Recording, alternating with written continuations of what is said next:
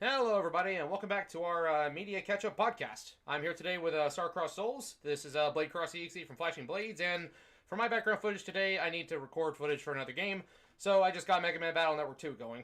We're starting like over halfway through the game because I've been recording this off camera, and I want to buckle down and get some projects done. So, not really going to be giving commentary on the game as much. It's just here as background footage and just to have for a future video. Oh, hello, Mr. Isaac, and welcome. So, how you doing over there today, CJ? How's everything in Starcrossed Souls land? Well, I did tell you about a bit of a snafu I had towards the end of last week, so I am still dealing with that. Indeed. Yeah. I have had a clean driving record literally since I've gotten my license. I have never had an accident since I've owned my car, Right. or since I've had my license as at all, as the driver. And so, 13 years without a accident where I was the driver until this past Thursday. And so I somebody sideswiped me, and so I've got to go deal with that. But other than that, everything has been pretty good. I am actually really kind of riding the wave of euphoria and like good feelings from having finished the TF Devastation video, and I'm already kind of channeling that into some new projects. So I am actually, and we can potentially talk about it if you want, but I'm actually already about two-thirds of the way finished with a script for an entirely new video, the premise of which I do not think I've told you about at all. The only ones I know that you had in the works were the Nighthow retrospective, the Muso retrospective, and I think there was one more like documentary style that you were working on that you mentioned, but I don't remember it off the top of my head. Oh, Sir Isaac hopes that you're okay after that. Oh, and hello there, Oh, uh, Deadles? Is that what this is? yeah, and I appreciate Yeah. that. It luckily was not that bad. It was somebody that basically it was like a 17-year-old kid who just got his license, and he turned left on a four-lane road too wide and came into my lane and hit my left rear fender. Ah, So it was a purely cosmetic damage, and there was no injuries, thankfully. But yeah, it could have been way worse, but we got pretty lucky. yeah. Because we're both Transformers fans, part of me wants to make a sideswipe joke, but I feel like that's inappropriate. Yeah. Well, it's fun. It's funny as well because one of my only other friends that knows Transformers knows that my car, which is a Honda Fit, the Honda Fit is known as the Honda Jazz in the UK. Oh no! Yeah, Jazz got sideswiped. yeah. Oh, oh dear. I also have made the joke because Michelle has had a ton of car issues in the past, like I would say 3-ish years, and her car is only like 5 years old, or she's had it for 5 years, I should say, but it's Right. been like really unreliable. And the joke that I keep making that she's now adopted is that when we find out that her car is an Autobot, it's gonna be basically Danny DeVito bot, and is gonna be bitching about all of the like disrepair and replacing tires and all that stuff, and it's just gonna be a pain in the ass, but it's gonna be her pain in the ass. It's gonna be like the way Jetfire was talking during the Bayverse films, but it's gonna be Danny DeVito. Yeah, or yeah, just imagine like a like really crusty ass Bayverse design voiced by Danny DeVito, and that's gonna be Michelle's car when it finally transforms. Are the audio levels okay, chat? It's been a while since I've had someone on stream with me. I think the game should be muted and it should just be the two of us talking. Just want to make sure that everything sounds okay.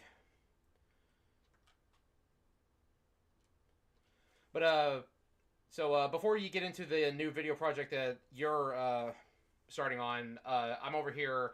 I've been belting out a couple projects that have been on the back burner for a while. My friend Gavin Dragon and I collab kind of frequently, and he has been doing the like giving some help with the Mega Man Timelines comic book reviews and all that. And Yeah. we also did a video.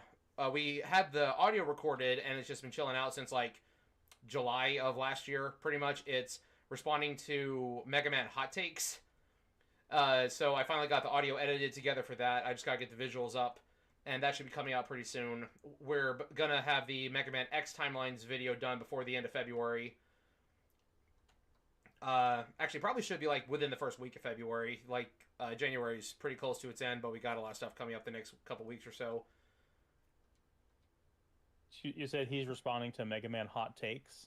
Yeah, that's that like we're it's me, him, and Rio. We ask people on our YouTube channels comments to give us some hot takes. Then we search Reddit for some, and we all just collectively like respond to them, give our own responses, and then we give our own hot takes at the end of the video.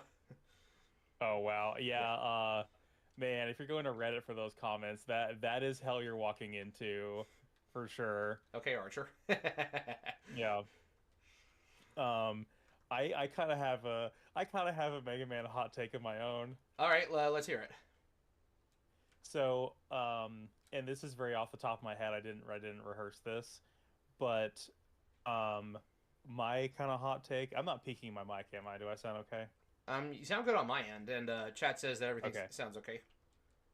Yeah, I'm using a new audio mixer that I got for Christmas, and it works really well. But the volume level meter thing is a little bit unreliable on OBS. But anyway, yeah. I will say on my end, it looks like that my microphone level is set a little bit higher than yours, but you do sound very loud and clear on my headphones.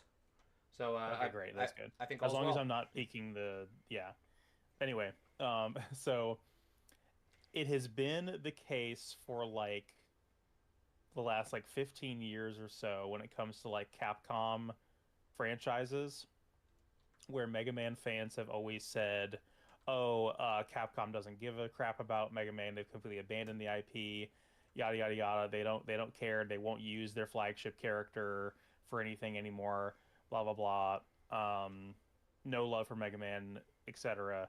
And I find this to be a crazy take, because this is a series that had like what, 9 mainline games and like 7 X games, and then however many Battle Network games and however many Star Force games, and it has like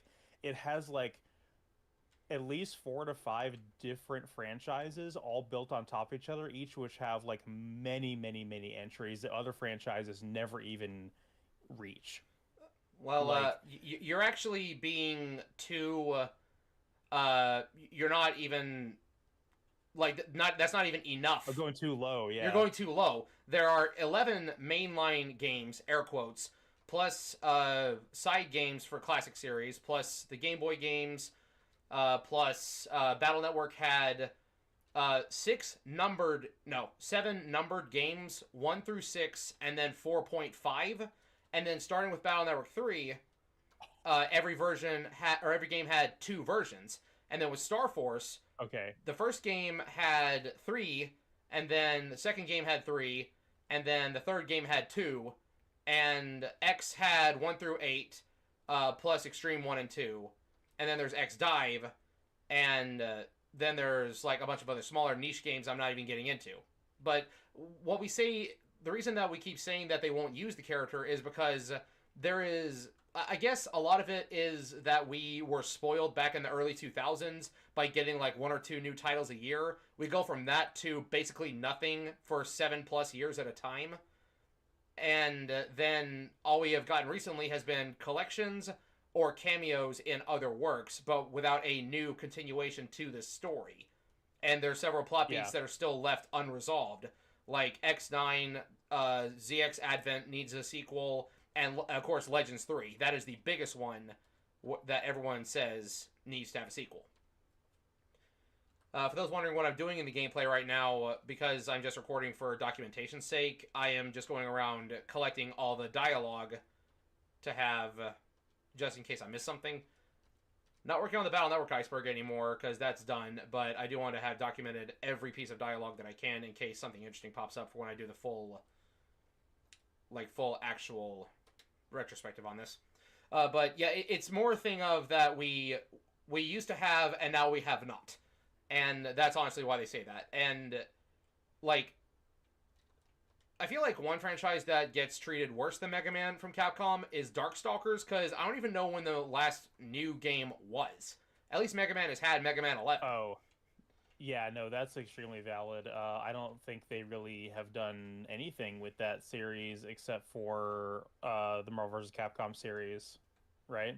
Marvel vs. Capcom, Project Cross Zone 1 and 2, those are the only things I can think of for Darkstalkers in recent years. Yeah, so I had a little Google party here, and apparently there are over 100 different Mega Man titles. Collectively, across the board, yes. So probably. That's kind of my point of, like, I think the take of, like, oh, this is a series that gets no love is, like, kind of ridiculous when you in the face of that number, even if it's like a like I'll put it this way. The complaint that it is a series that gets no love is full of recency bias, I guess, right? Or like in the total timeline of since the franchise has existed, I think it has spent much more time being relevant than not being relevant, right? In the total time it's been alive, yes.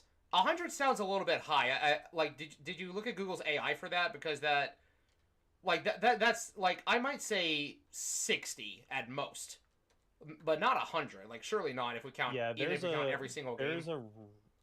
There's a wiki article about it, yeah.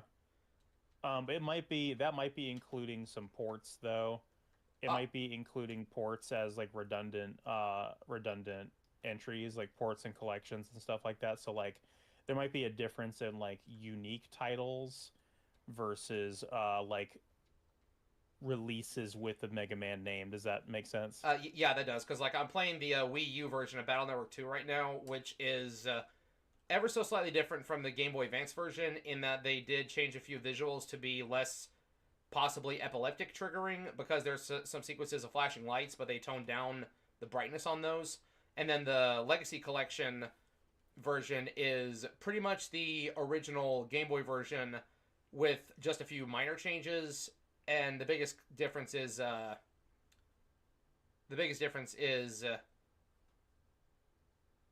font is different in the Legacy Collection version. But yes, yeah. So I see what you're saying. David, to answer your question, hot takes were like, does he even know the series? The one I remember off the top of my head, we actually didn't even address this one in the video, but we did read it in the recording. Someone said, there are no female characters, good or evil, in the entire thing. And we're like, all three of us just start rattling off all of our favorites, and I'm over here like... Yeah, I can debunk that off the top of my head, and I don't even go here. And I'm like, where's Burkana? Like she's a character that was exclusive to Extreme 2, which is one of the X Game Boy games. She hasn't even been in X Dive, which is the gacha game waifu simulator, where they would have, like, beach versions of a lot of the characters. So, I'm wondering, where's Burkana? Like, where's she at? Yeah, one of the female characters is the namesake of her own game. Give me a second. I should know this one. It's a very expensive game. A friend of mine. Misadventures of Trombone, of course. Yeah. Yeah. Yeah, very expensive. I need a refresh on Battle Network lore ever since the collab reruns with Metabot S began. Welcome to the chat, by the way. I saw in the Google Play Store that here in the States, we're about to get a Metabot game. Is it the English version of Metabot S, or is it something unrelated? Chad, can you verify that at all? Ow. Are we talking about Metabots, the like anime with the fighting robots? Yep. In the Japanese version, it is called... I remember... Yeah, it is called Metarot. But yeah, there is a Japanese mobile game called Metarot S Unlimited Nova, and they have done a couple of Mega Man collabs. Like I remember that show. Yeah, they had Mega Man themed Metabots. It's a new mobile game, Metarot Survivor. Okay, So it is not Meteorite Unlimited Nova. Okay, so that means that we over here probably won't get that. Sad face. Oh well, could be worse. Yeah, I vaguely remember the anime for that. I actually enjoyed it a fair bit when it was on TV, but it was very fleeting. Like it wasn't on for very long, I don't think. Yeah. But some of the robots had really cool designs. Oh yeah, we all love Rokusho. Stingray was one that I always had a fondness for because before I even watched the show, I got like a little minifigure as a gift from a friend. So I always thought his design was really cool. Yeah, I don't think I could tell you any of their names at this point. I mean, we all know but, we all know that might be. We all know Metabee, of course. That's the main one. Yeah. Yeah, but aside from that, I probably couldn't tell you who any of them are. I probably need to go back and have a little Google party on that one too, and look up that series again, and maybe rewatch some clips of it or whatever. Because that's been that was on in like 2001, 2002, something like that. Yeah, it has been a hot minute. All right. So last thing I want to say before I let you make the point you were trying to make. The video I'm recording this for is Gavin and I are working on another video project that I've actually had in the works for a couple of years now. It's where I give a mental recap of all the Battle Network games, just trying to go through, see how well I remember them. And before actually replaying them, I like give a mental recap of everything I remember, and Gavin provides the corrections. And everything is recorded for Battle Network 1, both of our narrations and the gameplay. That's all done, and now I'm working on Battle Network 2, writing his script for it, and getting the gameplay for it. But I did already do a recording session for all the games in the series. I did that live, and I have the recordings of that. So those who are here in the stream for that, y'all remember. So it's just like trying to remember these games from memory, and then seeing if you were correct. Exactly. There's a couple moments where, like Battle Network 3 and 6 specifically, it's one of those where the further I got into the game, the more I remembered, and I would have to double back and like correct myself from something like 20 minutes ago in the script, because it's like, so you need to do this. Oh, wait a minute. The reason you need to do that is because earlier in the game you did this. I forgot about that. And I did it like I was writing it as I was remembering it, so it was more authentic, you know? Right. That makes sense. And I do have all that recorded, but I need to get all the footage so that I can get these going. Because I also really want to do full-blown review retrospectives for these games, but I wanted to do the mental recap videos first. GBA game was fun. Did anything from the anime trick you? What do you mean trick me? Are you talking about the Metabots anime, or are you talking about the Battle Network anime? Titanic says they have a Japanese copy of Battle Network 2. Beautiful. This is still top contender for my opinion. What is the best Battle Network game? It does have its own shortcomings, but every game in the series does. But I'll save all that for when I actually get there in the video.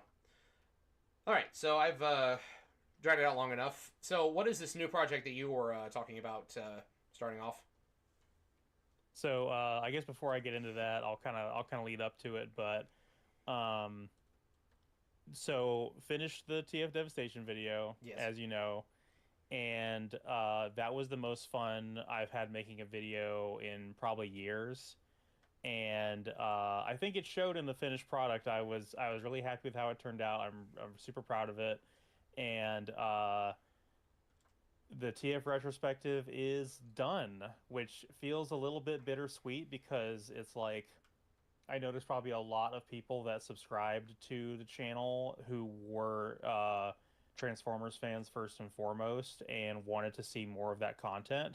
And it does feel a little bit wrong to be like, no, this is it. I don't really intend on going back to this well, except for, you know, a few exceptions, like we talked about the DS games and that kind of thing. But yeah, it's a shame because it's like you want to cater to that fan base, but the channel was never supposed to be like explicitly about Transformers. That was one series that I'm planning on moving on, and I still defend that choice because I want to make what I want to make, and I don't want to force myself to make content about something if I'm not, if the passion is not there. Not saying I don't like Transformers or anything, but you get my point.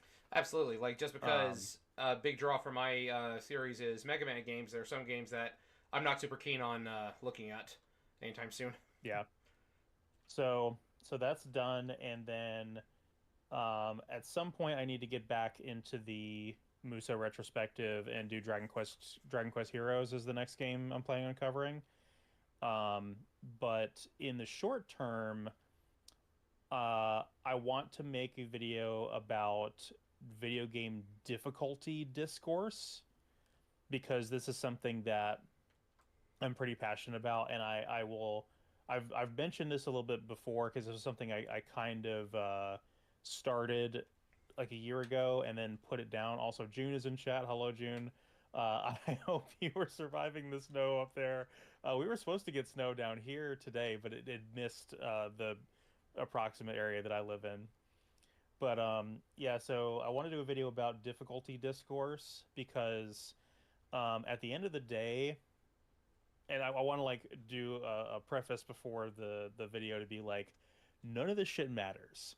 None of this is important. Like this is at the end of the day, if you want to play a game on easy mode or if you want a game to have difficulty sliders for accessibility, yada yada yada, that's fine. And it's a game. There's no stakes in this discussion, but people get like, you know, people who are terminally online get like really defensive and like bend over backwards for to justify inconvenience in games and difficulty and stuff like that. But I also kind of want to make an argument in favor of why certain games are hard and how that enhances the experience, or games that do unique things with their difficulty levels to where because unfortunately most games when you crank up the difficulty level, sometimes all that changes is you take more damage and enemies take less damage, right? Yeah. And that's all that changes, or they are more aggressive with their attacks.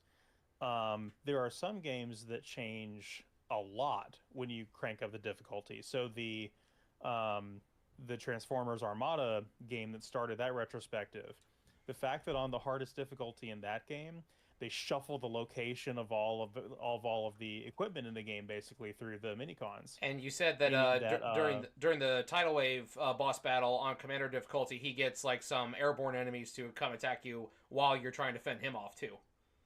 yeah, and I had no idea that was going to happen until it did.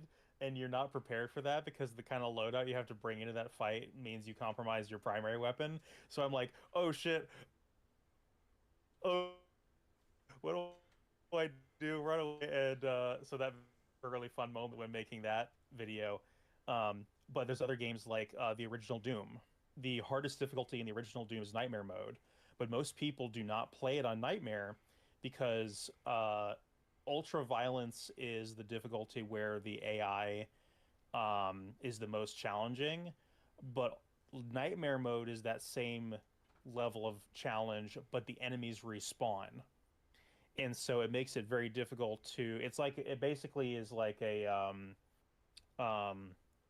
clock rush mode of like you're trying to beat the level as fast as possible before the respawning enemies gang up on you and kill you, and you're not able to really appreciate the level design. Yeah. So playing Doom on Nightmare versus playing Doom on Ultraviolence is a completely different experience. Which, by the way, you need to play Classic Doom soon.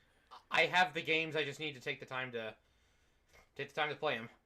That might be what I that might be what I put on here for our next stream if I'm not recording Mega Man for something. I might play some old school Doom. Just get that up here. Record it.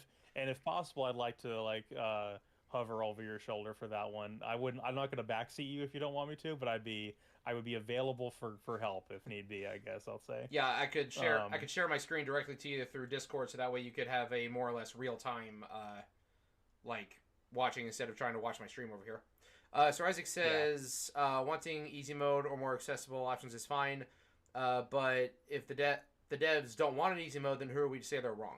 I feel like that's fair, but that does entirely depend on what kind of game you want to play.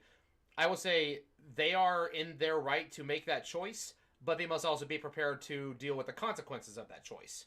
So So if the high I have an difficulty interesting of take on this. if the high difficulty of Dark Souls is a turn away, then they need to be willing to accept that not everyone wants to play the super difficult game. Yeah, so that's going to be a central focus of that video is that discussion right there. Yes. Because I have an interesting point on this. I think it's fine for a game to be hard, but I think that it's good when the developers communicate the difficulty that their game is designed around, Yeah. where they say this is developer intended. So to give you an example, the original System Shock, which had a remake, 2021, I want to say.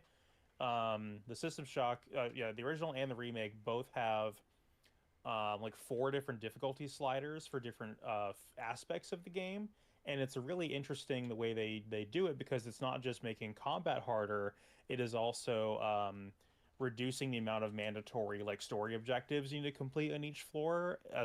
Sometimes it just goes straight to the end of the level, and sometimes it's to do other things. Yeah.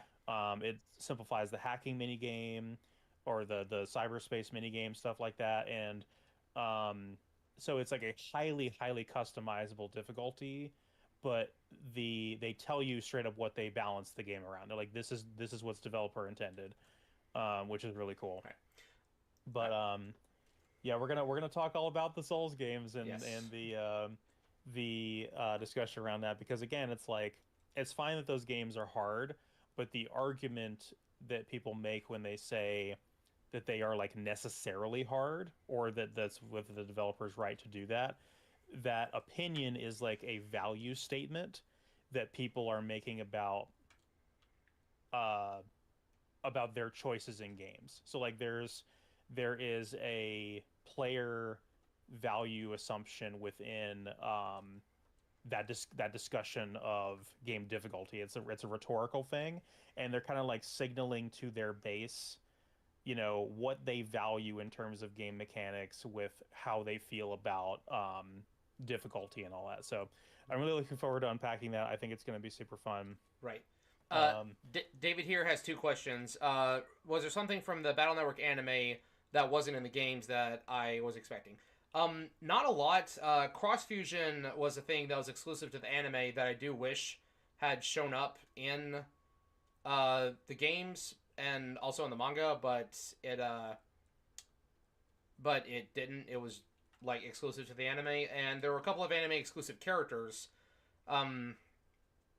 like Prism Man and Slur are a couple good examples of characters that were just in the anime but not in the games. And Gregor and Falzar doing the fusion, that was in the manga, and I do wish it was in the game as well. But the anime and manga were both adapted from the games, so you take what you can get. Interesting thing about that, I did cover it on the iceberg, but I don't know if you knew this, CJ. I was talking about cross fusion. Basically, what that is MegaMan's operator wears him like a Power Ranger suit in the anime, and Mega Man gets a unique design for that. There's some unused box art for Europe for the 4th game where you actually get to see Cross Fusion Mega Man on the cover, but again, it's unused, and that mode actually never appears in the game itself. So just a little fun trivia for you right there. Yeah. Second, real quick, go ahead. Oh no, sorry. Go ahead. They came first. Yeah. Second question was opinion on locking things behind hard mode. I honestly think it's fine. Like, if you want to see the hidden ending of Halo Legendary, then yeah, you got to put in the effort for it. I honestly do feel like more effort deserves more reward, so I'm perfectly fine with that. Yeah, there's a lot of interesting cases with that because there is so like the rareware first person games like GoldenEye and Perfect Dark. Yeah.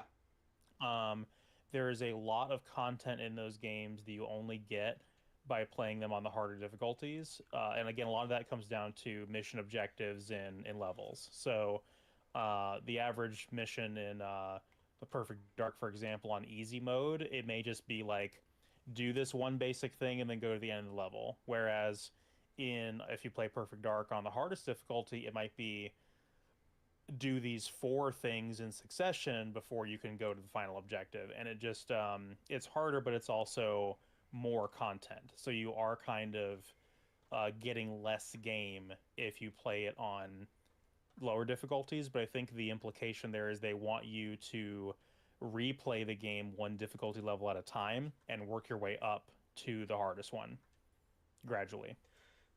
Yeah, agreed. I definitely do think that Then, there's an argument to be made either way. Um, I will say it does also kind of depend on how extreme the hard mode is, because like I've seen some cases where like getting the true ending is just unreasonable depending on how difficult it is. But that goes for like older games like Nintendo, Super Nintendo, that kind of thing. You know? yeah, and I have another rant that is kind of not fully formed in my head, but it's a vague idea for another video as well, talking about the idea of true endings in games and Yeah, whether or not it's a good thing. Or well, more so whether or not like it's good to like kind of run the risk of disappointing the player by having them get a suboptimal or bad end by accident, and whether or not the games that have true endings uh, teach the player that they can get a better ending through their choices, you know?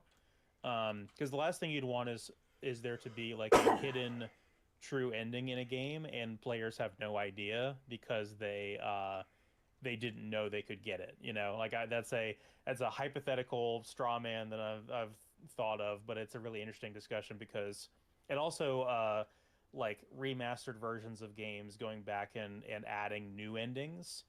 Because I think Persona 4 Golden does that, and also the 3DS remake of Radiant Historia has a like true ending that is so much different than the endings that the original game shipped with.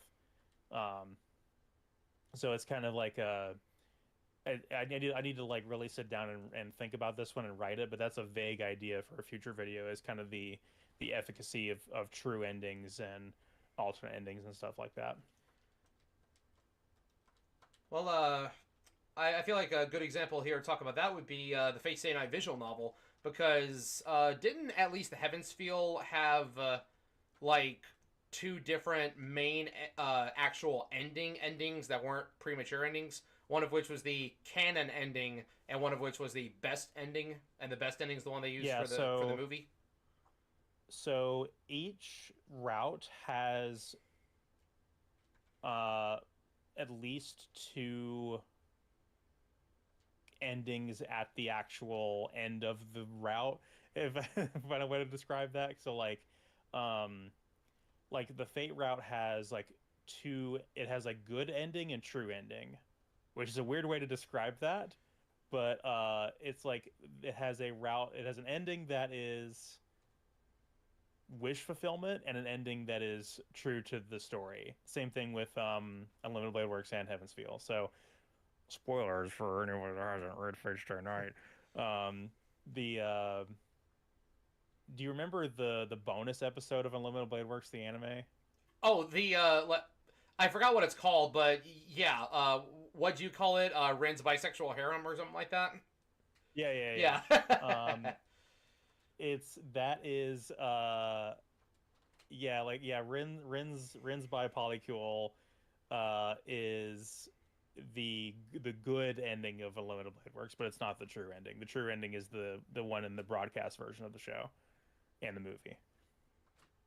The one where Archer just kind of disappears, and then Shiro and Rin just go back to their daily lives. Yeah, and and the epilogue and all that, Yeah. and so Heaven's Feel is interesting because I think the other ending is like not very good. It's not I hate. happy. It's not happy, and Yeah, there's no visuals to go with it.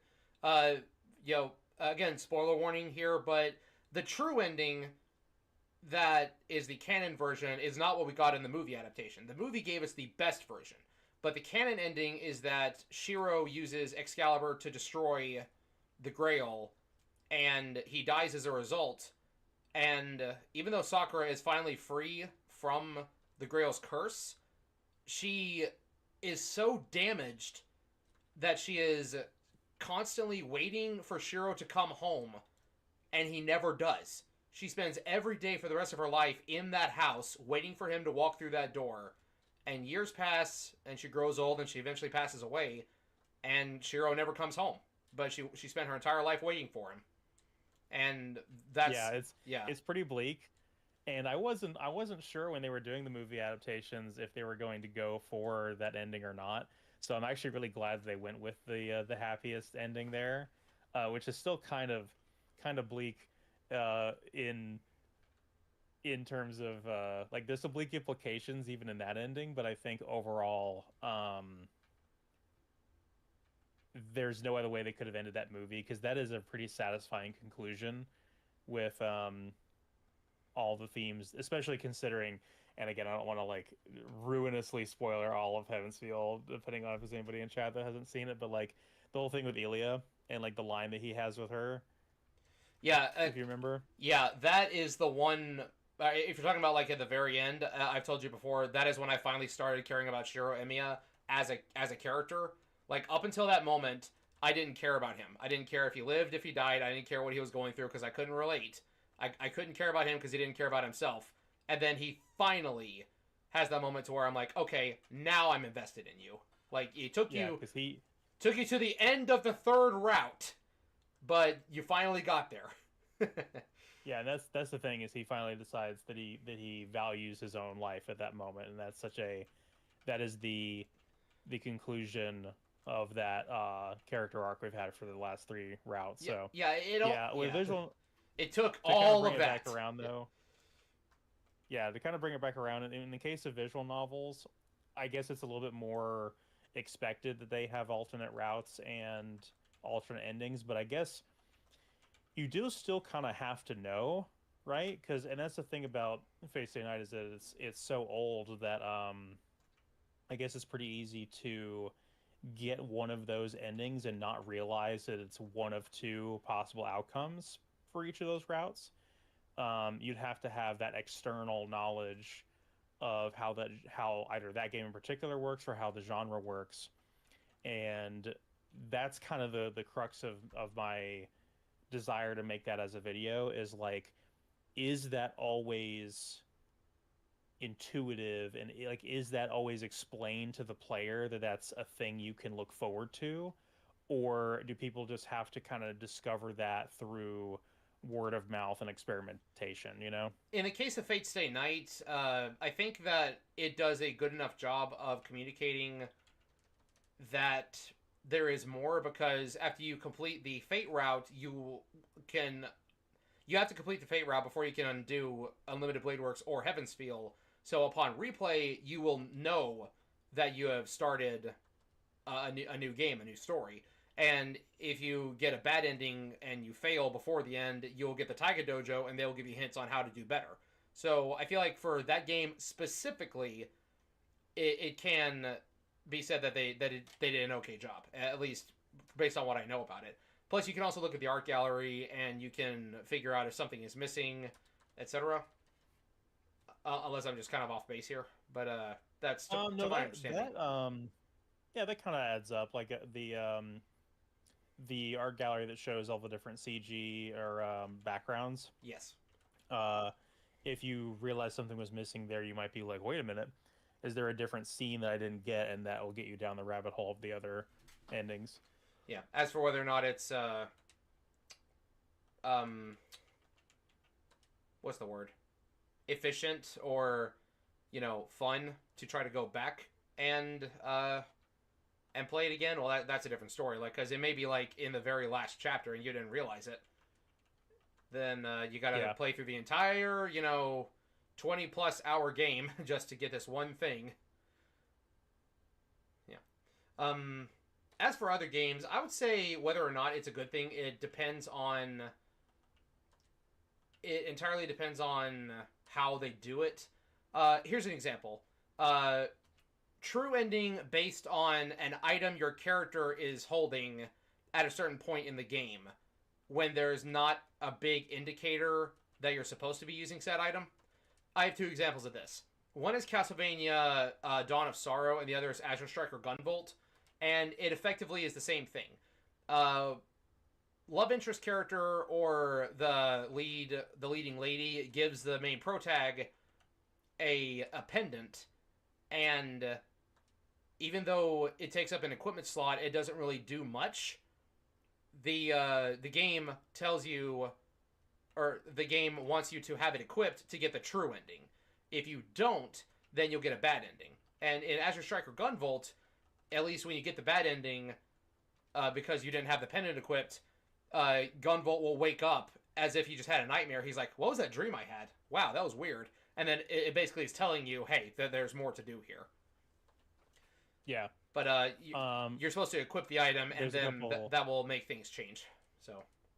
Yeah, I've got a couple other examples on that same line of thinking as well, where so Unicorn Overlord, which I played last year, has a true ending as well. But the nice thing, and I won't spoil the story context for that, but basically what happens is if you finish the game and get the bad end, you can still access the overworld and all of the objectives that you would need to complete in order to get the true ending. So it's a bit more forgiving in terms of like, no, go back and do it right. And it's not that obtuse it's a way more work to get the true ending than to not, but it's pretty intuitive how you do it, and there's like a whole true final boss that you don't even fight unless you're on that path. So it's more content to get the true ending. One of the things you have to do is get married. I will spoil that. So yeah, if you're not married, you can't beat the final boss, or you can't get to the true final boss. But yeah, and Vanillaware, some of their other games do the same thing. So, well, not quite the same thing, but in Odin's Sphere, it's in like an anthology story with a bunch of different characters you play as. You each play a snippet of the story as each character, and when you unlock the ending, basically you realize that each of the characters you've been playing as has been told through a prophecy that they have a role in like stopping the apocalypse, more or less. Yeah. Stopping Ragnarok. And so, but you have to be paying attention to what the prophecy says, and you have to send the right character into battle against the right final boss. So it's like 5 characters, 5 final bosses, and you have to fight the correct boss with the correct character, and if you don't, you get a bad end. Right. So you have to fight all 5 of them with the appropriate characters according to their legend to get the truest ending. Hey, right quick, I might be seeing things that aren't there, but pull up my stream real quick and look at my video feed. That stack of documents on the desk in front of LAN, is that the demon mark from Berserk on those? Like, just super crunched down? Is that a reference? Can you link it in the... Can you link it in the Discord real quick? Yeah. Let me... Like, I might just be trying to see things that aren't there, but... You look at that angle right there, it looks like a super crunched down, like, it looks like the demon brand that Guts has on his neck. At least from the angle it's sitting at. Berserk reference spotted? Maybe? Oh no, an ad. Ah! Well, means I get money, thank you. But yeah, like, chat, am I off the mark with that? Like, no pun intended? Oh no, a second ad. Is it not letting you skip them? It does look like it a lot. It actually, so the thing is, it's not symmetrical, because I'm pretty sure that brand is symmetrical on the top and bottom, but it's very close. The bottom half is certainly very close. It's also crunched down and at an isometric angle. It's not, like, straight up, so it could... Yeah. Do you think that was on purpose, or do you think that's just a coincidence? I think it's a coincidence, but It, I would definitely screenshot it for memes. yeah, like I'm like I stayed on this frame long enough. I could definitely screenshot that when I'm done. Uh, Sir Isaac says that those kind of conditions where you have to have a specific item to beat the game are annoying. Yeah. In Action Striker Gunvolt, you just get the true ending. And the same thing happens in Dawn of Sorrow as well. But with Dawn of Sorrow, you actually get some bonus content if you beat the game with the bad ending. Then you actually get an alternate game mode where, like, the main protag becomes the villain and you have to play through the game as other characters and go fight him. So I feel like That's really cool. yeah, that's a really cool angle to do things. And then you got games like Undertale where your morality like completely determines the outcome of the game. And I know there have been countless other examples first, but Undertale is just the most recent one that I know of, because that its entire premise is built upon whether you choose violence or whether you choose peace. So it's that's a good example because it's got like several different neutral endings, and then you have they call it the the genocide ending that I'm gonna get demonetized for that. Um, and then you got the true pacifist ending. And okay, do I have Gateman V2 or just 1 and 3? Yeah, and if I'm not mistaken, because I had a lot of my knowledge of Undertale is secondhand, but if I'm not mistaken, Yeah, each of those extremes have their own unique final boss. uh, only yeah, yes. Uh, yeah, each route will give you a different final boss. Is like, but one of them you have to fight in both the neutral and true pacifist, and after you defeat him in the true pacifist, you then come back and you do more to go beyond that boss and then fight another boss. But yes, everyone knows the memes at this point. Flowey and Sans, yeah, that's Yeah. who the bosses are. But yeah, I think to kind of bring this back around in the short term, I definitely want to make that video about difficulty, but I think the video about the true endings um, is just such a vague concept in my brain that I may not make it for a while, but it's rattling around in there, and Unicorn Overlord was probably the big inspiration for both of these because I had the idea around this time a year ago Yeah, and jotted down just like a paragraph of my stream of consciousness thoughts to get it on paper. yeah. But the video that I'm working on right now, which I will hopefully have done in maybe like a month or so, I'm already like 2/3 of the way done with the script. Is a video going to be called "My Favorite Year in Gaming 1 Decade Later." So 2016. Yeah, so 2016 was a decade ago, I mean, and I can't. I actually was kind of kicking around an idea. I took a long break from reviewing Fate anime because my Fate Zero videos kept getting blocked. And look what year it is now. It's 2026. The original Fate Stay Night came out 20 years ago. Yeah, So I yeah, could the Dean anime is 20 years old. I could totally go back and be like, hey, for the 20th anniversary, we're picking up where we left off, even though the other videos are still down. Yeah, Master but Chief Snake, welcome to the chat, and thank you for the like. so as the name would suggest, 2016 might be my favorite year in games in the past decade or something like that. Or at least, yeah, definitely in the past decade because I had to remind myself it was 2026. That was the whole premise of this discussion. Yeah, so I think it's without a doubt my favorite year in games since then. There has not been a year between 2016 and 2026 that I have liked that much.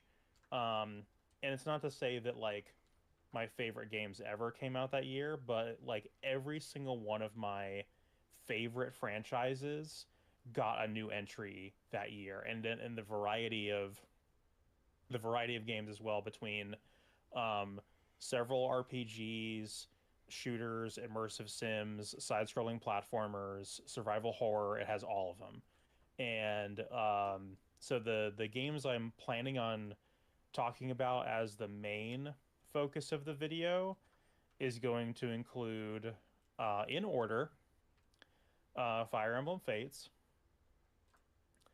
Doom 2016,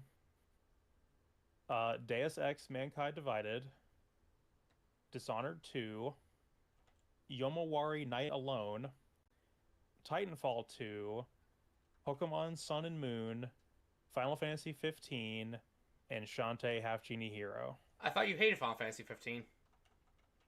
I don't. I dislike it, but I don't think I hate it. I'm just remembering a stream we did a while back where you were talking about the disconnect from classic Final Fantasy and modern Final Fantasy. Someone said their favorite is 15, and you didn't say it to them, but inside you told me you were thinking that game's garbage. Yeah, I do. I Joey in chat, hating Final Fantasy 15 is my job. No, here's how I feel about it. So because I banged out the whole script for this last night. So and just because it's a game that I don't like doesn't mean I don't want to talk about it in the video, because it is a decade old and it's my favorite franchise here. Because that's the thing, is Final Fantasy is my favorite media franchise, period. Like, I hold Final Fantasy closer to my heart than any other piece of media out there. And the thing about Final Fantasy that every fan has to wrangle with at some point is the fact that every game in the series is somebody's favorite, and every game in the series is somebody's most hated. And so no matter how much you love your favorite entry in the series, get ready for somebody to come around and be like, oh, your favorite entry is dog shit, for any number of reasons. But me over here trying to with 15, me over here trying to defend Final Fantasy 2, like actual Final Fantasy 2. right. Yeah, I put 15 very close to the bottom of the list in how I rank the mainline series. And it does have some things that I do like. I like the soundtrack. It's not Umatsu, but it's Yoko Shimomura, which is like, if it's not going to be Umatsu, it might as well be her, right? And Right. It's a fantastic soundtrack. The relationship between the four main characters is really well done. They are all good characters for the most part. The game is visually beautiful. But that's kind of where my praise of it ends. I really don't like the gameplay at all. I think the gameplay is very ill-considered. The world building is incredibly ill-considered. The open world feels like it was tacked on just to reclaim the people who left the series after 13 was too linear. And I can't escape the knowledge of knowing that this game was made in a sweatshop, Oh. like we talked about, where this game was not the product of a decade-long passion project. This game was the product of the devs getting a yard ahead and Nomura moving the goal line to the other side of the field. And it really epitomizes the most evil, most corporate era of Square Enix, where this is the era of like $250 collector's editions that were only available through the Square Enix online store. This is the era of multimedia tie-ins. You know, this game had like a prequel anime and a CGI movie that was one of the most important events of the game takes place in this movie. And if you didn't watch the movie, you basically get the Cliff Notes version of this scene. And then the fact that the story was like patchwork together in post and had scenes changed and added to it, like the Star Wars special editions. It just creates like this feeling that the game was not finished when it came out, and the game that they released was probably built in like a 2-year period, because they were continuing to scrap builds of this game even after the rebrand from Versus 13 to 15. But yeah, so I don't hate 15, but there's parts of it, because I was getting footage for it yesterday and I was writing all this and I'm like, yeah, you know, there's parts of this game that I like, you know, Yeah. like I can't like completely hate it. It's a beautiful game. It sounds nice, and there's parts of this story that are probably I'm gonna find very moving, and they're gonna make me cry like all the Final Fantasy games do. But you know, I still rate it very low in terms of total franchise. Right. Master Chief Snake is asking your opinion on the Final Fantasy VII remake, or Um, on both 7 and 7 remake. Like, what's your opinion on both of them? yeah, so 7 I put in my like top 3, top 5 of the mainline series. I like 7 quite a lot. Um, there are elements of the remake that I do like, where I think from a writing standpoint, they really nailed the characters. The way the characters play off of each other is very in the spirit of the original game, where some of the later adaptations, like your Advent Children and your Dirge of Cerberus, kind of lost the essence of how those characters were supposed to be portrayed. So the remake gets parts like that correct, but other than that, I'm pretty indifferent about the remake because remake the first game made some choices that I really dislike, where it basically was almost trying to insinuate to the player that they were going for like an alternate timeline thing. And they were doing this like a meta narrative thing where the original game's continuity was kind of like a wink and a nudge, and they were insinuating that they had like the opportunity to change events of the story, and I think there was such a negative backlash to that what is Rebirth part 2 I kind think of so. yeah, Rebirth kind of dialed that stuff back and was more of a faithful remake, as opposed to changing things. But Rebirth is also like a 120-hour long game that is essentially a like 7 hour portion of the original game. And so even if the remake games do a couple things right, I still my appreciation of them is very surface level. I like the visuals, I like the characters are back, but I'm always going to prefer the original game as a just more digestible, better paced version of the same story. Right. Um, Master Chief Snake also says that he was kind of disappointed with 13, and he also asks if we caught the Star Wars references in FF7 with Biggs and Wedge. And here's a further one for you. In Final Fantasy II, you are playing as the rebels fighting the evil Empire and the Emperor. So that's. I'm pretty sure there's also a Biggs and Wedge reference in Final Fantasy II, if I'm not mistaken. Maybe it's in the So remastered version. But yeah, it's yeah, totally Biggs and Wedge are actually in most Final Fantasy games. right. Uh, I think there is more Final Fantasy games that they are in than ones that they are not in. And it's actually kind of a reoccurring joke that most of the Final Fantasy games are like, if you like really squint, that they are a Linear timeline. well, no, no, no. If you squint, that they are a Star Wars allegory. So 12 is really interesting because 12 is about uh a hapless farm boy whose family gets killed by the evil empire and gets swept up into a rebellion involving a sky pirate and his non-human companion. Yeah. And there's a princess as well that he has to rescue, who is the heir to the rebellion and etc. Yeah, literally Star Wars. And one of the villains ends up being a relative to one of the protagonists under his mask. Yeah, they also did that in Final Fantasy 2 as well. Leon stabs you in the back, like he goes around as a Dark Knight the entire game, and he wears a helmet, and then at the like he after the death of Emperor Matthias, he declares himself the new emperor, and then like when you go to fight him, the emperor comes back from hell, and then after that, Leon rejoins your party. So it's kind of like, yeah, that's Darth Vader teaming up to kill the Emperor, or Vader deciding to kill the Emperor to save Luke. It's kind of a similar idea. Yeah.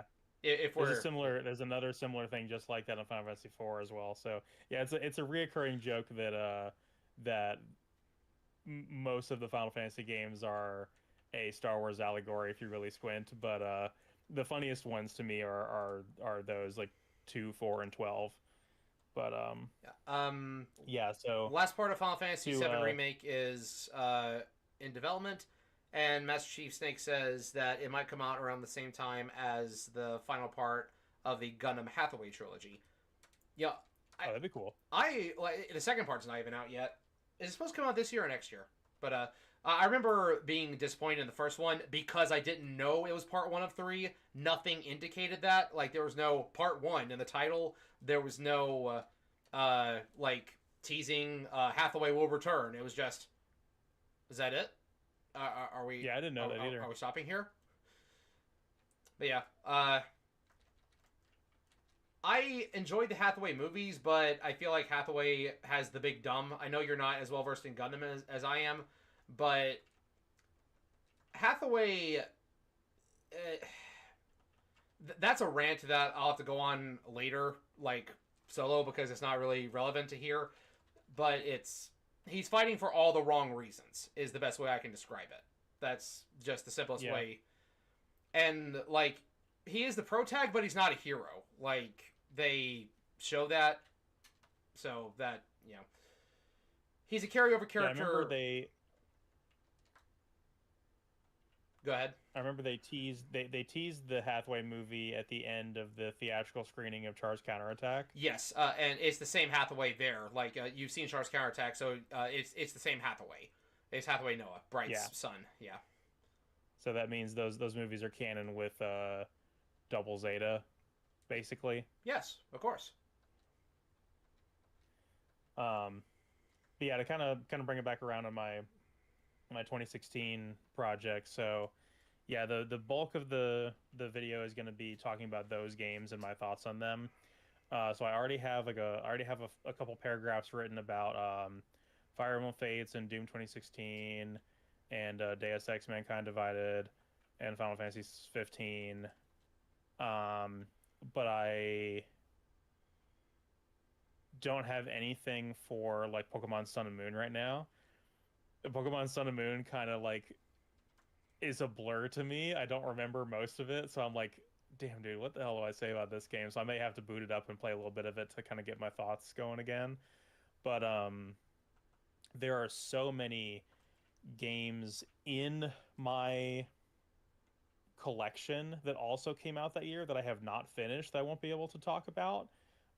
So I'll just have to show like some B-roll of like all those games in a pile to kind of show the audience like, hey, there's a bunch of other games that came out in 2016 as well that I have not beaten that I would like to talk about, but they're probably not going to be as important as the main games I'm talking about here. But there's like Bravely Second End Layer, Uncharted 4, the Attack on Titan game, Trails of Cold Steel 2, SMT4 Apocalypse, Dragon Quest Builders, Gears of War 4, the Mad Max game, etc. Like there's a lot of other good games that came out that year that I am not going to get to really touch on, but I will at least reference them. And then there's ones that I know are culturally significant, but they're kind of like I don't really go here. So Dark Souls 3 came out that year, which is one of the Souls games I do not own. And then Overwatch came out that year, and like you can't even play the original. I really anymore. don't. Yeah, I'm like I really don't go here, and even if I did, I couldn't get you Overwatch footage if I wanted to. That shit's gone. And then the amount of remasters that came out that year is insane. Like there are remasters of some of my favorite games in 2016. There's Tales of Symphonia, Valkyria Chronicles, Odin Sphere, Gravity Rush, Resident Evil 4, the PS4 port of it, the BioShock collection, the Dragon Quest VII 3DS remake, the Cursed Randy version of Duke Nukem 3D, and the Corpse Party or on the 3DS as well. Like there's so many fucking remasters that are like again, some of my favorite games remastered that year, in addition to all these new titles. So like I was eating good in 2016, let me tell you. And like what's crazy is some of these I still feel like I have barely scratched the surface of. Like you could probably give me specifically 2016's games library and I could play those games for the rest of my life. Because I have some of these I've played a lot. Like I've played the dog shit out of Doom 2016, obviously, but I feel like I've barely scratched the surface of like Mankind Divided and Dishonored 2. They're sequels to some of my favorite games, but they're sequels to games that I've played like almost 10 times a piece, and I've only played those like twice. So I still feel like I've barely scratched the surface of them, if that makes sense. It does, yeah. I got Mega Master in chat saying that Sun and Moon has an incredibly long tutorial, which is very true. I think it is the Pokemon game with the longest reset time for Nuzlocke and speedruns because the intro takes so long because it's so story heavy. And then the Kahuna and Trial Captain system is interesting. It gave us the first edition of Alpha Pokemon with the totems.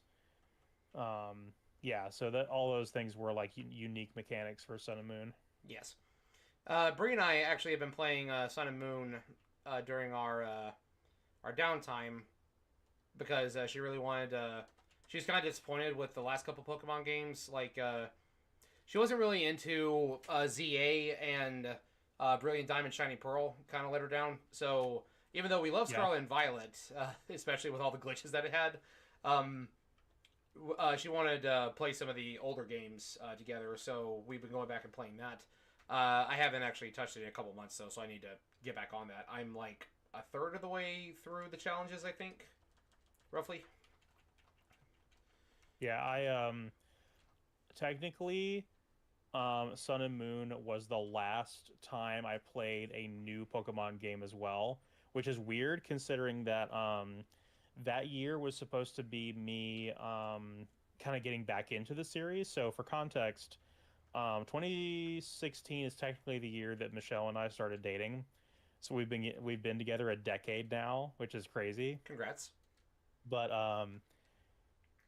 at that time, I like we bought Fire Emblem Fates on launch when it came out. We each got the two separate versions of it, and we knew we were going to do the same thing for Sun and Moon. So we knew that I was going to get Moon, she was going to get Sun. And but leading up to that, she was like, "Oh, wait a minute, you still have never beaten X and Y." Because what happened there was I picked up X and Y on launch when that came out when I was with my ex, and put it down because I kind of associated playing it with her. And Oh, so I left X and Y unfinished for like 3 years. Went back and finished it, um, and finished it literally like the week of the launch of Sun and Moon. So it was like put down X and Y, immediately start Sun and Moon. And actually, before that, I still remember this, even though it was a decade ago, because that year was so important to me. That I played a lot of Pokemon that year, even though all those other games came out that I mentioned. I At the beginning of 2016, I was working overnight, and I came off of overnight around like April or May or something like that. yeah. And I replayed Red and Blue on the digital download version on the 3DS, Yes. and I also played Heart Gold. My And so my favorite. I finished Red, Heart Gold, Y, and Moon in the same year. I played a shit ton of Pokemon in 2016, but since then, I have not touched a new entry. I finally went back and played Oros in like 2020, 2021. Um, and since then, I've not played another Pokemon game. I haven't played any of the Switch era games, and I really don't have much interest in playing the Switch era games. Also, if Michelle is still in chat, she might be able to unpack this a little bit. But Ultra Sun and Moon, to her, was like the most disappointing sequel game that the series has ever made. In- Um, Interesting. because it doesn't change enough of the story, and what it does change about the story is worse than the original. Hmm. So, but she's a pretty big fan of the Switch era games. She likes Arceus and she likes ZA. And she loves the story in Scarlet and Violet. Thinks the story is very, very well done in those games.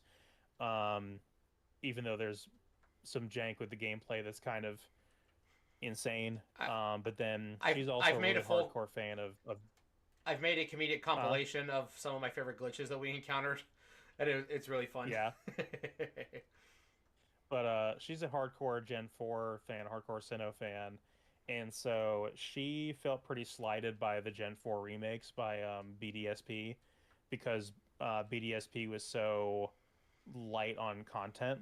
Yeah. Um, and it was almost too faithful of a remake to the originals and didn't really add anything new.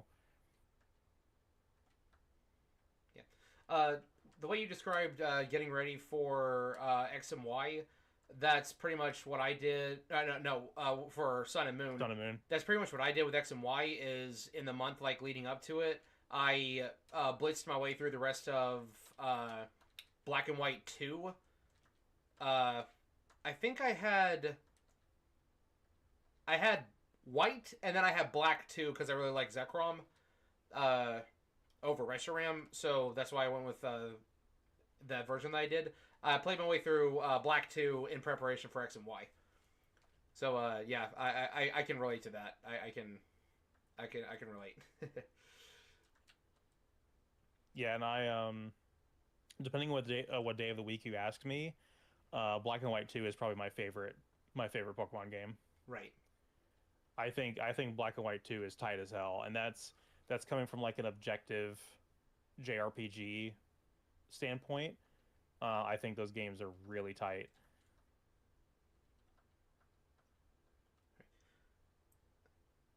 Switch is going for a while. Okay. All right.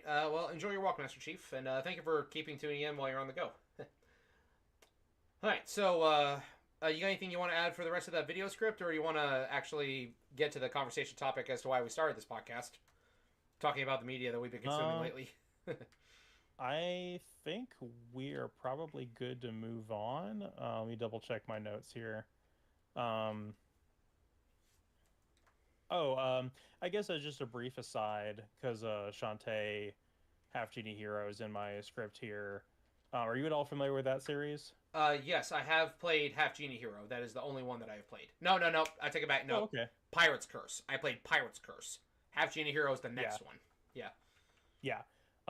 Pirate's Curse is really solid. I like that one a lot. Half Genie Hero is basically a remake of the first game in a way, and is probably the most accessible way to get into the series. But yeah, it's a really solid series. I think that if as a there's a lot of Castlevania and Mega Man's blood in that series, so I figured you would appreciate it. Indeed. But and the later ones are actually like the fifth one, Seven Sirens, is literally a Metroidvania.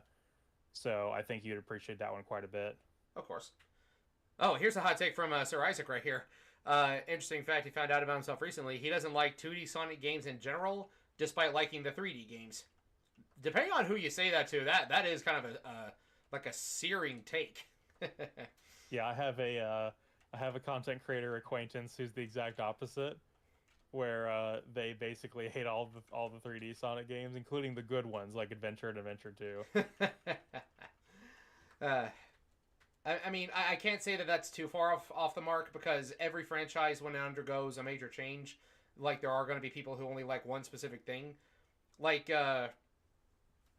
we were talking about Mega Man earlier. A bunch of people complaining that Mega Man doesn't get used. It's because there are different sub-factions of the overall Mega Man franchise that typically flock to their one preferred series, might occasionally dabble in the others, but they're pretty loyal and faithful to their favorites. Like the X fans seem to be a bit more outgoing from what I've seen. They are more willing to branch off in other ones. Of course, I could be speaking from bias because I'm an X fan. But, Classic is the one that I know the least about, and it's my least preferred way to play the games. But that's because I started with X, and X innovated a lot past the classic games, and anything that came after in terms of platforming built off of what X did and expanded further. Whereas the Battle Network and Star Force games are completely different. It's just they're RPG games with facsimiles of Mega Man characters who happen to share the same names. That's honestly the best way to describe it if you're comparing it to the originals. So it's just a completely different beast altogether. I still love I them. think I still with love them to death, but yeah, it's like no amount of like remasters or new entries is going to satisfy the fan that's begging for Legends 3, right? exactly. It's because they left it off on a cliffhanger. Like, we want Mega Man to get off the moon. When will he come home from the moon? At the same time, But yeah, we're gonna move on yeah, to the same the topic if you want to. the same time Sentinel Prime and the Space Bridge will come home. Right. um, but yeah. New media that I've been consuming. The new season of Freerend Beyond Journey's End has started. Only one episode in so far. Not really a lot to talk about plot wise, but they did introduce a pretty neat thing. It was the idea that anti-magic crystals exist, and because Freerend does operate pretty much like a in progress Dungeons and Dragons game, like they use terms like frontliner to have their heavy hitter, their DPS guy, and they talk about like mana consumption and reserving it and hiding it and all that kind of stuff. And they do a lot of D&D like jargon and lingo with it, which I've noticed is kind of common in a lot of anime nowadays, even if it's not an isekai. But just the idea of an anti-magic crystal, like, it creates a funny conflict of interest here, because they're like, well, we need money before we get to the next town because we're broke. They find the anti-magic crystal. Hey, we could sell this for a lot. Oh, the problem is that if we have the anti-magic crystal, 2 of our 3 party members can't use magic, and we can't physically fight, so we'd have to be relying on the one guy the whole time. So it's like, do we get rid of the crystal, or do we carry it with us to sell? So it's just an interesting conundrum, and I'm like I feel like they should have kept it, because DPS guy is strong enough to hold off all the monsters on his own. He wouldn't want to, but he is strong enough. Yeah, so that is a series where, I guess for context, I have felt very disillusioned with modern anime for a while. I think we've talked about this, but Frieren is one of those series that I genuinely intend on watching. I actually am very, very excited to get around to watching that one day. Um, as much as I don't like the sort of RPG jargon adjacent to modern anime that's kind of been birthed out of the like MMO, like pseudo MMO stuff that started with like Sword Art. As much as I don't like that as like a narrative device, I think the premise of Frieren is really endearing, and I like a lot of the characters. There's some absolutely fully great intend on watching that. There's some absolutely great moments that really make you think, not just from what the premise of the show is. I'm not going to spoil it, because it is a fantastic moment, and you need to experience it yourself and get hit with the weight of the situation and what is happening. You need to experience it firsthand. But it's a fantastic moment.